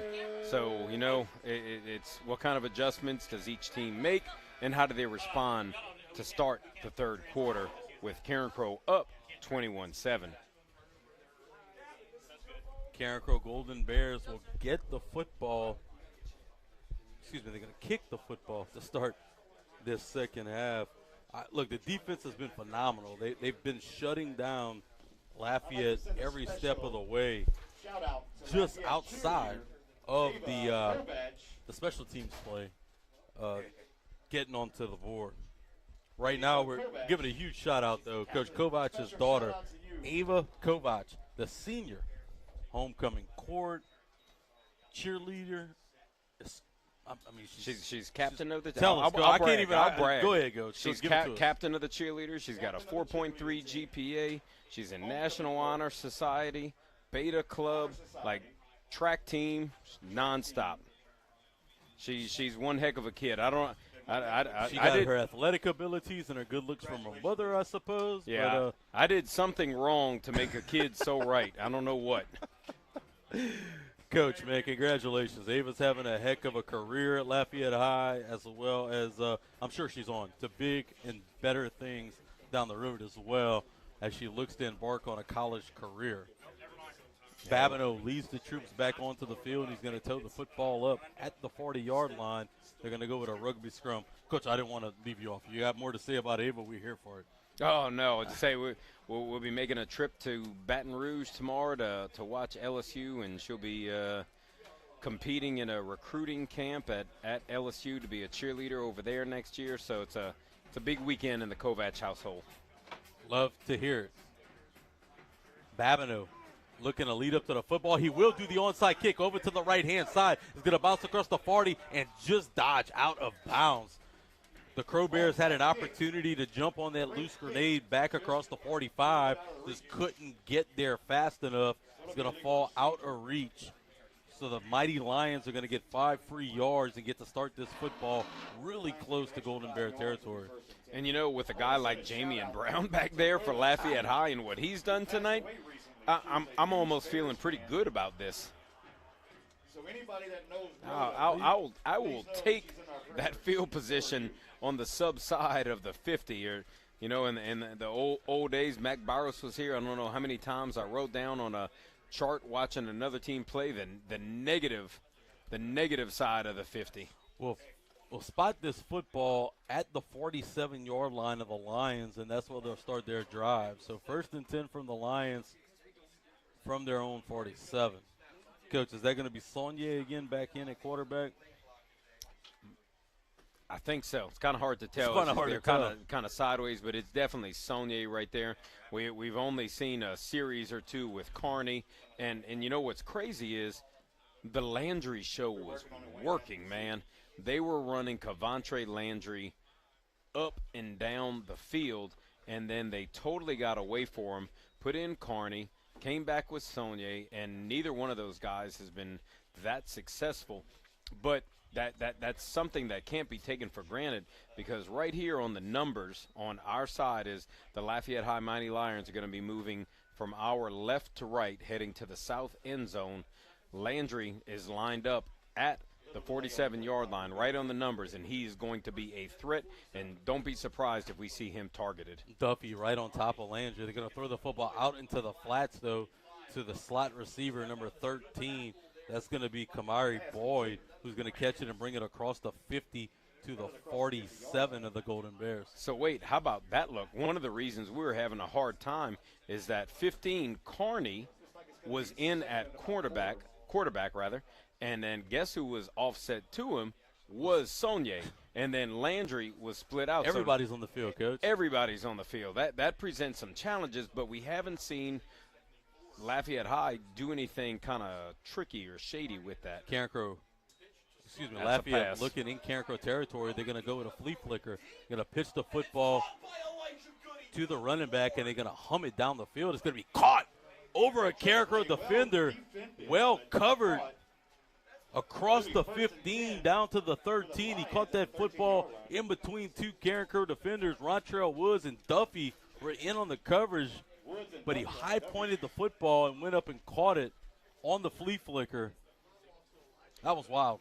Yeah, I have no idea. That's a senior tight end, Elijah Goody, and I have no idea how he made that play.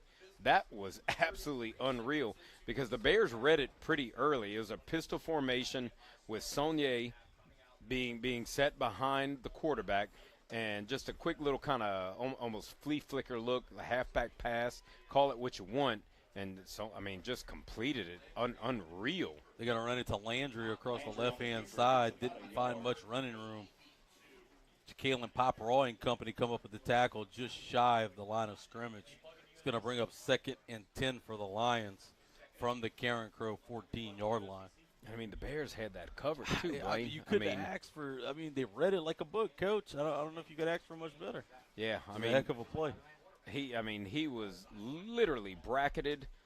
I mean, guy went up and made it one heck of a play, and that's where the smaller cornerbacks of Carencro have hurt him since week 1. Unfortunately, haven't really been exposed in too many spots since that St. Thomas More game. But they got him right there. 2nd and 10 from the Carencro 14-yard line. Landry's going to throw it out into the flats, in and out of the hands of his receiver. It was Goody who had it across the 10, but he didn't come up with the grab. It's going to bring up 3rd and 10 for the Lions. 10:20 left to play in this third quarter. Carencro has done a good job tonight, and they did a good job last week in bringing pressure, and just the right sort of pressure You against. don't have to always get home. No. You got to force him off his mark, Coach. Make people feel uncomfortable, and I think against Barb, they either hard to say from where we are, but they either went a little overboard, or Barb just did a great job of exploiting it. But the last 2 weeks, they've done a really good job of making the quarterback make themselves known. Landry, he's going to flip the football back to a receiver across the right side on the reverse. They're trying to get to the sideline. He will get to the sideline. He's going to go across the 10, back across the 5, and he's going to be finally drugged down at the 1-yard line. I thought there was hold right around the 10, but there's no flag on the play. How there's no flag right there, it is unreal, because there was a Carencro player that was tackled, the only guy that could make a play, and there was no call. I hate to be that critical, but that's an absolutely poor job by the officials. That was one that was pretty obvious. Saunier is going to go under center. He's going to get the football and push it straight up the gut. There will be a flag from the far sideline. It looked like he got into the end zone, but it will be a false start on the Lions. So instead of 1st and goal from the 1, it's going to be 1st and goal from the 6. You know, we might joke about statistical data. When we're at Barb, Wake-up call, maybe? we were counting yards being marked off, and it was almost kind of comical. But I've got to be fully critical on that. That was a egregious no call. That's a good word for it. Egregious. Once a week, I will teach you a new word. Teach me. It's been almost 20 years since you taught me, and I'm still learning from you, Coach. I'm just still trying to figure out what you learned. Man. Landry back in the gun. It's going to be a quarterback power across the left-hand side, and he's going to go into the end zone right behind the left tackle, and the Lions are going to cut into the lead. It's now going to be 21-13 with 9:46 left to play in the third quarter. You know, it's tough, boy. You see, 2 trick plays lead to big gains for Lafayette High, and I can deal with the first one because it was a great play by Lafayette High. I just have a hard time with the last one, knowing that Carencro strung the ball out the way that it was supposed to. And I mean, a guy gets tackled, it's hard to make a play when you get tackled. The PAT is up, and it is good. It's now 21-14 with 9:46 left to play in the third quarter. We're going to step aside. When we come back, it'll be CBAP and Gavin Peters' turn to answer on your home for Carencro High football, Z1059.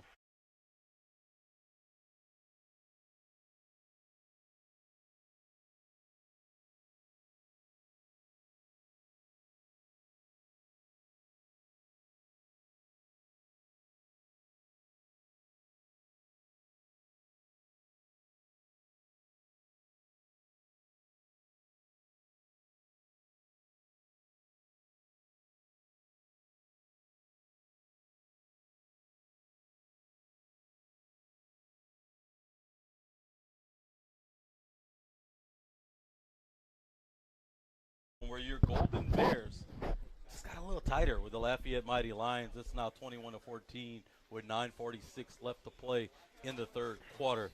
Coach, look, there were two huge plays on that drive. One, a trick play on the reverse pass that was or a flea flicker pass. Carencro defended perfectly. Kid just made a great play.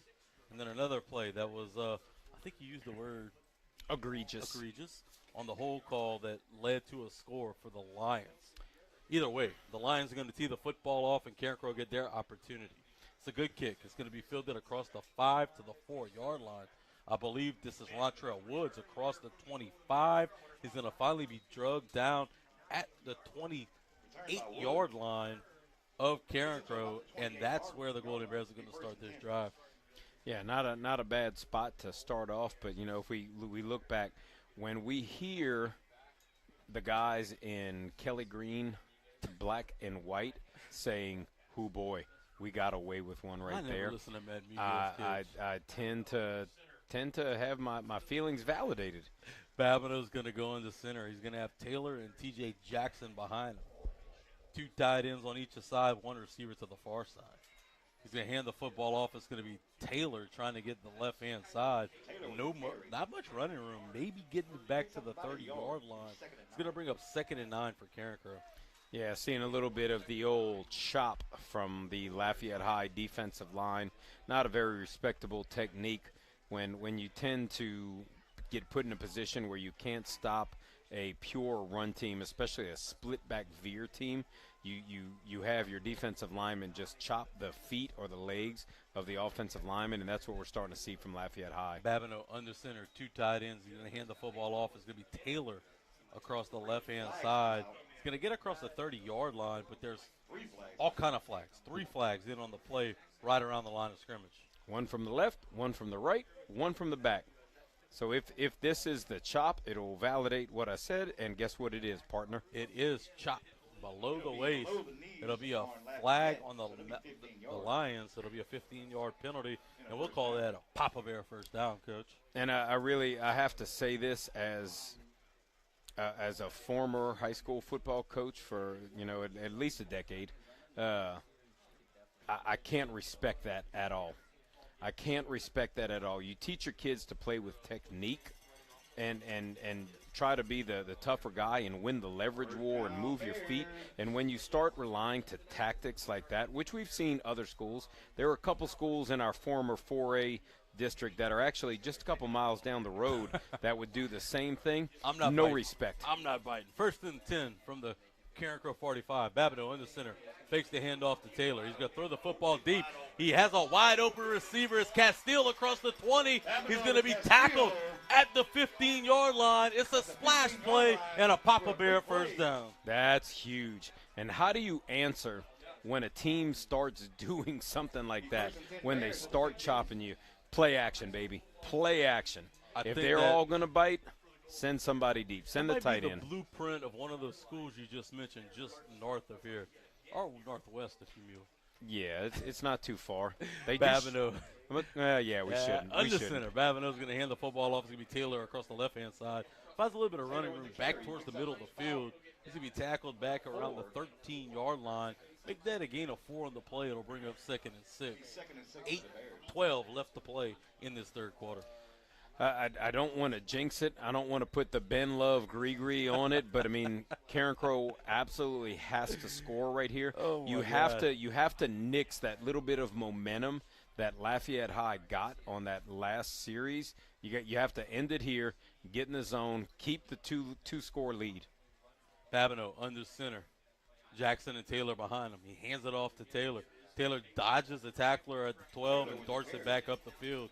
He tackled at the 9-yard line. It's going to bring up 3rd and 3 on the play. 7:30 left to play in the third quarter. Feels like 4-down territory, Coach. Yeah, there's no doubt. We've seen Matthew Latham come in as of last week and hit a field goal from this range, but going back to what we were saying earlier, you got to score. You got to get 6 right here. Babineau back under center. He's going to hand the football off to Jackson straight up the gut. He pushes the pile pretty close to the line to get. He needed to get to the 11. If it's a spot on the left side, it's a first down. But if it's a spot on the right, it might be a half a yard short. They are going to say he's short.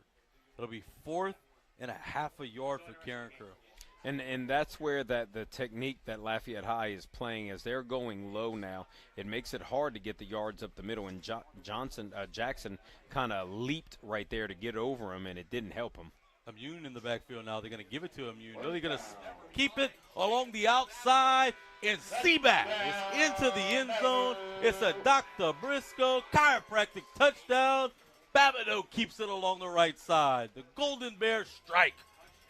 I'm about to say, sorry, partner, I didn't mean to cut you off right there, but I just Good. wanted to say that's a classic example of getting out-coached. Suck them in, hit them wide.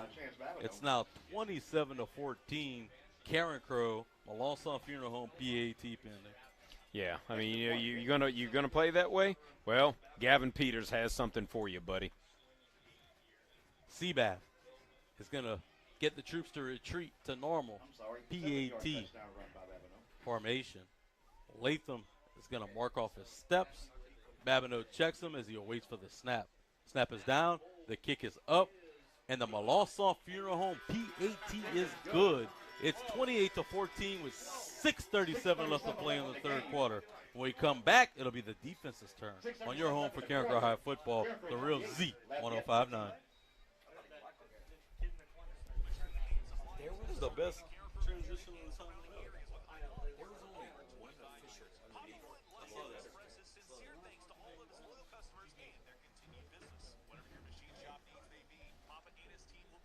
Be like one of the only 2 games we win for the rest of the year.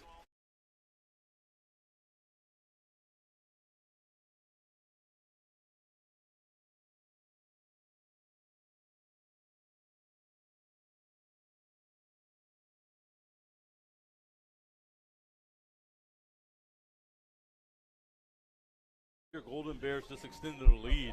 It's now 28-14 with 6:37 left to play in the third quarter. Coach, that was a pretty solid drive where you saw him do a lot of different things. And like you mentioned, you lull him to sleep, beat him in between the tackles, and you pull that puppy out to the outside. Chance Babineau, ton of greenery for the touchdown. Yeah, Lafayette High said they were essentially going to sell out to the run up the middle. And Gavin Peters and Chance Babineau, and go back, we used to say when I was in middle school, psych. You thought we were coming? Psych. We gotcha. To the outside. What does this Carencro High kickoff team have coming? That's my question. Babineau looking to kick it off. Approaching the troops. He's going to lead up to the football and fake it. Couldn't give you much scores at halftime as we had the legend Mac Byers. I can tell you, the Dodgers lead the Padres 1-0 in the NLDS bottom of the 6th. Babineau set to kick the football off. He's going to let it ride. He's going to go out of bounds just across the 25-yard line. And the Lions will get 5 free yards. I don't think that's even necessarily bad, that's Coach. not a bad thing. That is not a bad thing at this given moment. What Lafayette High has proven that they can do is return that kickoff. I mean, we are talking about some wheels right there on the junior wide receiver, Jamian Brown, number 9. That guy can turn and burn. He can go. Having a great time tonight. And, of course, if you're listening to us, thank you on Z105.9. But if you want to watch us, you can head on over to the Carencro Broadcast Network over on YouTube and check us out as well. Fortunately, you can't see our faces on that. Oh, I got a face made for radio, Coach. I mean, that's the story of my life right there. My mom didn't even like to watch me. Now, Sonia back in at quarterback. He's going to hand the football straight up the gut. Running back's going to push the pile. He's going to actually get across all the way to the 40-yard line. It's going to be a gain of 5 on the play to bring up 2nd and 5. I'm going to throw you one score, partner. Give it to me, Coach. Lafayette Christian Academy 34, Lafayette Renaissance 13. So the unbeaten streak of playing the There's levels to this, Coach. Yeah, there's Sonia, there's back levels in the to shotgun. He's going to look to throw the football out into the flat. It's going to be caught just shy of the 45. Makes one man miss. Tries to push it across the 45 for a first down. And he'll get just there. It'll be a first down pitch and catch for the Lions down at the Lions 45. Yeah, I'm kind of levels to this, Coach. I'm kind of glad you kept me from saying something that just I got a lot of opinions about that whole situation, but yeah, just haven't been impressed with the way some things have been done on both sides, there. I'll just So, say that. So Sonya, back at quarterback, he has a running back next to him is going to be Williams. Looking to throw the football deep. He has a one-on-one coverage along the left-hand side, and oh my goodness, what a play by super freshman Brandon Duffy. Stride for stride with the receiver, found the football and batted it away. That kid is going to be a superstar. I don't even know how he did that. I really don't. I mean, look, let's be real. Brandon Duffy probably goes about 5'8", 5'9" right now. Is that fair? Hey, he's about 5'10" right now. Cavante Landry goes 6'2", 6'3". Yeah. That football was placed at a place that only Landry could probably get to. Yeah, Carney threw a heck of a ball right Duffy there. went and batted it down. I mean, that was as good of a play as I saw from a freshman. Carney back in at quarterback. He's going to let it ride. He hit his receiver across the 50-yard line. He's going to get to the outside. Wilson Landry's going to drag him down, but not before he gets across the 40 of the Golden Bears and a first down for the Lions. Yeah, Lafayette High's had a little bit of success with those intermediate routes, those crossing routes, so to speak, kind of try to get some Carencro defenders caught in traffic right there, and that's been really their only success in the passing It's game right almost now. like run them deep and then hit them low, Coach, with that little throw in the out route into the shelf or into the flats. It's a lot to cover.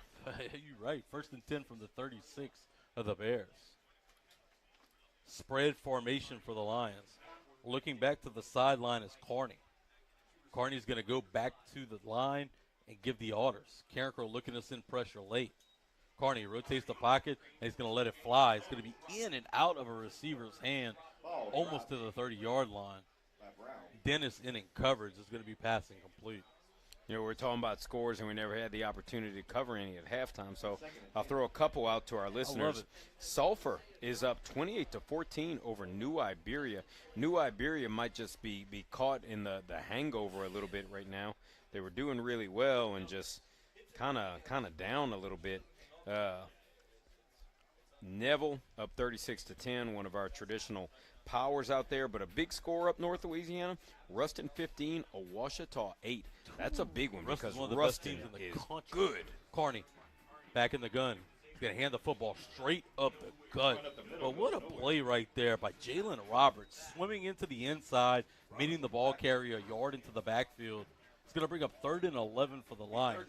Coach, I almost feel bad. We didn't give the listeners stats. We didn't give the listeners scores, but we had the GOAT on for halftime. Yeah, I mean, It's tough not to do that. That guy means so much to me. You know Mac Bowers was in my wedding, right? Man, Mac Bowers is one of my top 10 favorite people in the world. Man. You know his mother found me the house that I'm in. Like, I mean, the ties run deep. The ties run deep with the Kovacs and Bowruses. Having him on and spending time in the coaches show on Tuesday, man, talk about mean the world to me. Carney back in the gun, but before he could get going, it's going to be a false start on the Lions. So instead of 3rd and 11, we'll now march it off to 3rd and 16 from the Carencro 42-yard line. 4 minutes left to play in this third quarter. Talking about people who are good, you know who's good? Acadiana. Oh, my God. Acadiana's I mean, good. Acadiana went to Ruston and played them to the brink. I mean, that's a Ruston team. Should have won That's if, a good Ruston. from everything I heard and read. That's a really good Ruston team. They're up 35-0 on Barb right now. Carney back in the gun by his lonesome.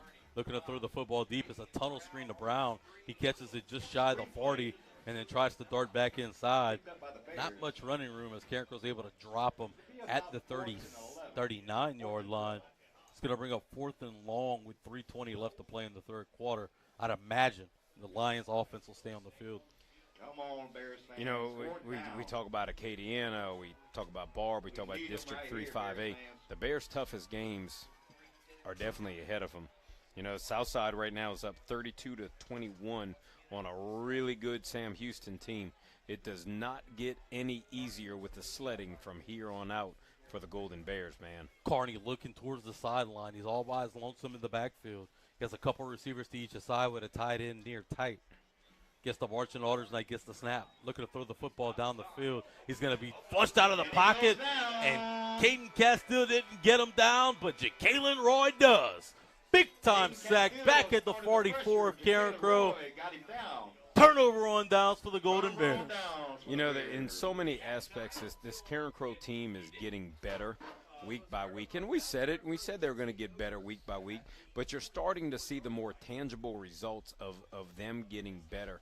And if they can continue to play at this pace, if they can get a little healthy, they got a lot of guys banged up right now too. Man, this is a Carencro team that can, but they have to. They have to pick up some big wins. Drive right here, though. Carson Gers is going to come in the quarterback for Chance Babineau. He's got a couple receivers to each side. T.J. Jackson to his right. There's going to be a flag before we can do anything. False start on the Bears. There's going to be a false start on Carencro. Before we could even get set, there's a false start penalty on Carencro. And quickly, they're going to get 71 Mr. Finley off of the field. So, boy, I honestly, I don't think you call that. He made two motions, but there was it's a tough one for the big freshman, and we're going to talk about him when we come back. Guernsey into the shotgun, looking to throw the football deep, steps up in the pocket, now he's flushed to his right. He throws the football away. I don't know. They're going to call it an incomplete pass. Did that football get out? I don't know if he was out of the tackle box, Coach. Did he get past I the think line he of was. scrimmage? I think he fully got out of it. I mean, the kid's a headsy player. He knows he's been doing this a long time, even though he's just a ninth grader. He's played at a high level, outside of traditional middle school. But, another freshman that was in, we just said his name, was Mr. Finney. Mr. Finney goes 6'4", 6'5", 275, Ain't missing a cat and he's like a that. ninth grader. Babineau's going to come back under center. Jackson and Bayham behind him. Duffy to this left-hand side. Babineau sets the line of scrimmage. He's going to hand the football to Bayham along the left-hand side. Bayham's going to be drugged down behind him. It's going to be a loss of 2, maybe 3 yards on the play.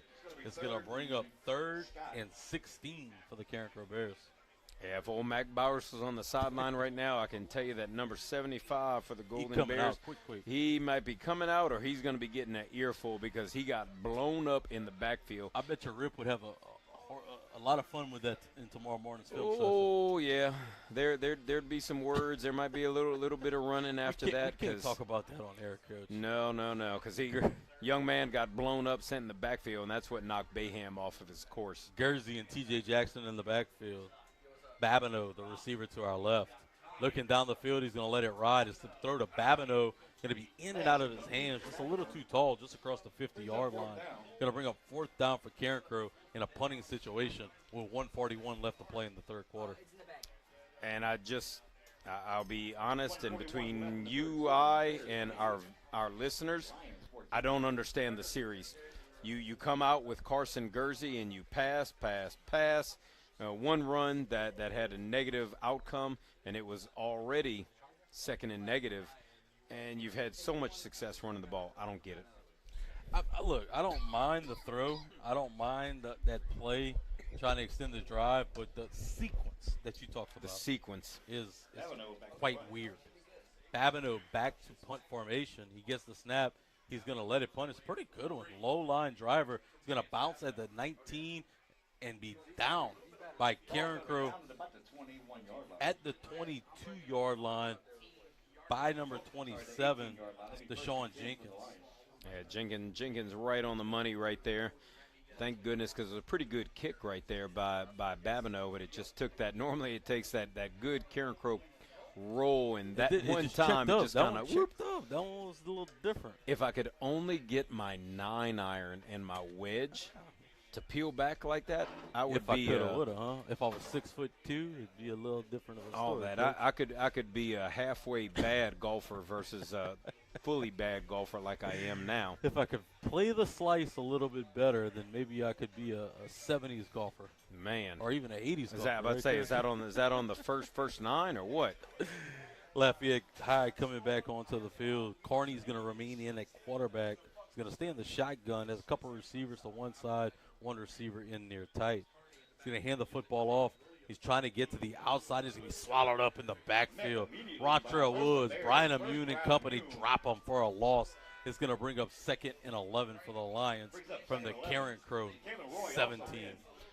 Excuse me, for the Lions 17. I'm not sure on Lafayette. I love what Lafayette High is doing right now. Just from a Carencro standpoint, if I was a Lafayette High fan, I don't know that I would like that because I don't understand leaving Kearney in the game because they just become so one-dimensional. But you want to throw the football. Kearney's going to do that just now. Looking to throw the football. He's climbing the pocket, but he's going to be swallowed up. Castile got there first, but a host of Bears clean it up.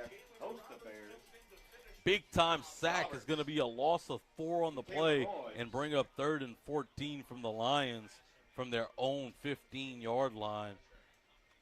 Jacalen Pop Roy, also Camden Richard in on the sack.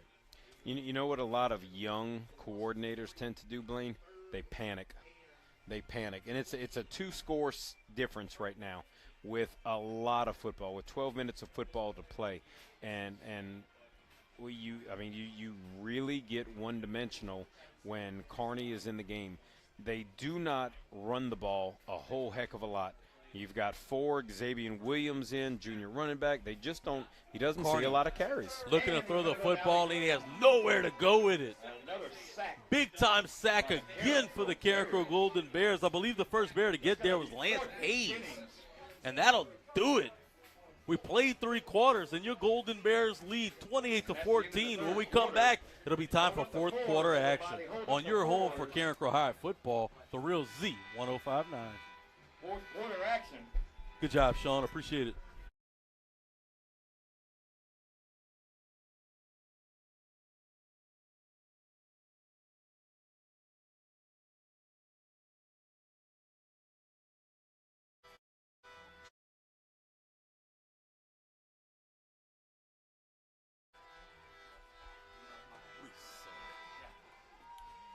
Quarter action. We're better. As your Bears lead. Quit doing stupid 28 stuff like to that. 14. We're 12 minutes away from victory. Them? Them or us? That last series, I do not understand. And I sure don't know. Panicking. They're panicking. They're thinking, gotta throw it, gotta throw it, gotta throw it. I'd like to thank Get You're in the game. Cavante. He's doing stupid shit. Get They usually Cavante stay in the game. Landry in the game. And You run gotta the be a damn quarterback. I ball would again. not take him out from quarterback. No, he would stay in a quarterback the whole time. He's got to touch it I'd like every to thank time. Every our play you should touch it. councilman, He's an Jordan athlete. Arsenault. Welcome back into the open air Crow Dome where your Golden Bears lead the Lions 28-14 as we start 4th quarter play. It'll be 4th and from here to Youngsville from the Lafayette High 12-yard line. Interesting just how where every team is. You know, that was undoubtedly going to be the end of the quarter right there. Lafayette High was punting on 4th down, and the time was expired, and the Lafayette High players still ran out to the wrong side of the field early on. You just got to wonder about the mental state right now of this Lafayette High team. It's going to be a long line drive punt that's going to be bounced at the 40 and take a really good bounce for the Lions, who retreated Duffy almost back to midfield. Carencro Golden Bears are going to take over in Lions territory at the 49. Duffy always leaves me wondering if he's going to pick one up, and I'm sure the coaches kind of bite their lip a little bit every time the ball gets near him. But I got to tell you, Blaine, there have been some guys in Golden Bear history that have made some incredible plays doing that. Keno Davis being one of them, Atiba Dozart being one of them, Theo Babineau being another. Like, those are guys in that Duffy mold that, man, those dudes just make plays. Theo Babineau is the most undersung Carencro player ever. We'll get back to that. Babineau back under center from the Lions 49. Couple backs behind him into the split veer. He's going to hand it off. It's going to be to Mune, who's going to push it down to the 47 of the Lions to bring up 2nd and 8. Theo Babineau. The perfect eye back for Coach Byron. He was phenomenal. And I'm so glad and so happy to say Theo, one of the many faces that was here tonight for the dedication of the field to head coach Mac Bowers. Babineau back under center with 2 backs. He's going to hand it off. It's going to be Immune. No, yeah, Immune's going to push it almost to the 40 to the 41-yard line. I thought Bab kept it there for a second. Solid pickup right there by Immune, bringing it to. It's going to be a long 2 or a short 3. What would you call that? I want to hear your praise. Is that a long 2 or is that a short 3? You taught me English. I didn't know we were mathing today. Just judgment. I would just say judgment. That's third and 2.5. Under center okay, goes you got it. You can't pick one of the Babineau's choices. going to hand it off to Immune, who's going to plunge forward across the 40 to the 41-yard line. And guess what, Coach? Regardless if it was 2.5 or 3, it's a Papa Bear first down. But it goes back. I gave you 2 choices. Is it Coach, a you long taught me. 2 or a short 3? You taught And you me. have to say 2.5. Look, man, it's You like think asking we're somebody married. if they Come want on. an extra beer. Come on, I mean, you know. Oh no, that's not even a that's not even an issue there. We're going to call a timeout. We're going to stick right here, though. This is a big drive for Carencro. 10:40 left to play in the ball game. As Carencro's going to have 1st and 10 from the Lafayette 39. It feels like a drive that you really want to just exert your dominance a little bit, Coach. You really want to punish them in between the tackles and extend this drive as well as take off as much time as you can off the clock. Yeah, undoubtedly. It becomes, in this case, I mean, you're in the 4th quarter, and there's always been an emphasis, I honestly believe, of all really good teams, but certainly for sure at Carencro High, there's been a premium put on 4th quarters. And you know, I think that goes a long way. I think that if you talk about it and you emphasize it in practice and you do things to emphasize it in practice. You know, Mac Bowers would have his team run 20, 25, 40s every single day at the end of the game and preach to them the importance of the 4th quarter. You know, I think this is where you come out and you get after it. This is why I love Coach Hilbin, besides giving me a C in my 3rd semester of my senior year. That's He's going to 'cause he bring was it up nice. that Theo Babineau had almost 2,400 yards in his career at Carencro, including almost a 1,700-yard campaign as a senior. Look, I remember him. You want to talk about rust? I remember a 3-touchdown performance where Theo Babineau went for 2 bills on a Friday night here in the open-air Crow Dome. As the clock rolls. That was one heck of a game. It was cold, too, that night. Oh, it was. Speaking of Babineau, CBAP is going to go under center. It's going to be 1st and 10 for the Golden Bears from the Mighty Lions 39. Everybody in tight. He's going to fake the handoff and try to get to the right side. He's going to keep it. He's coming to the sideline. He's going to get almost to the That's a 30. late hit. And they're going to hit Babineau really late with a shoulder. It's going to be what appears to be a Papa Bear first down, but there is no flag on the play for some extracurricular. Wow, I'm dismayed that was not a personal foul because Babineau was fully on the white right there when the final contact was made. I thought that would have been first down and an extra 15, but yeah, Carencro's going to keep the drive marching from the Lions 29. Babineau under center, 2 backs, and everybody in tight. Babineau's going to hand off to Immune. Immune's going to push it almost to the 25 to the 26-yard line. It's going to be a gain of 3, maybe 4 yards on the play to bring up 2nd and 7. You know, the flip side, you know, as the Bears are driving this ball down the field, we're once again seeing the old dive at the ankles technique by Lafayette High. And as well as they may think it's working because they're obviously still doing it, it's just playing towards Carencro's 9:45 advantage. left to play in the ball game. Babineau's going to hand it off straight up the gut. Jackson's punishing defenders. He's going to push it all the way across the 20 to the 19, and that's a hard-nosed Papa Bear first down. Yeah, and you know, right there, Lafayette in a position where they've gotten called for it a couple times, and a situation where they really couldn't do it as much as they had been doing before. Guys had to play straight up, and credit to the Carencro offensive line because they knocked some people that off. That right-hand side of the line of scrimmage pushed the foul. Yeah, they did a really good job right there. Babineau under center. It's going to be Jackson again, this time left-hand side. Makes a man miss. He's going to go diagonally across the line of scrimmage. Now he's across the 15. He's going to gain 7 yards on the play to bring up 2nd and 3. And interesting thing that it's been as it's kind of evolved through the course of the game.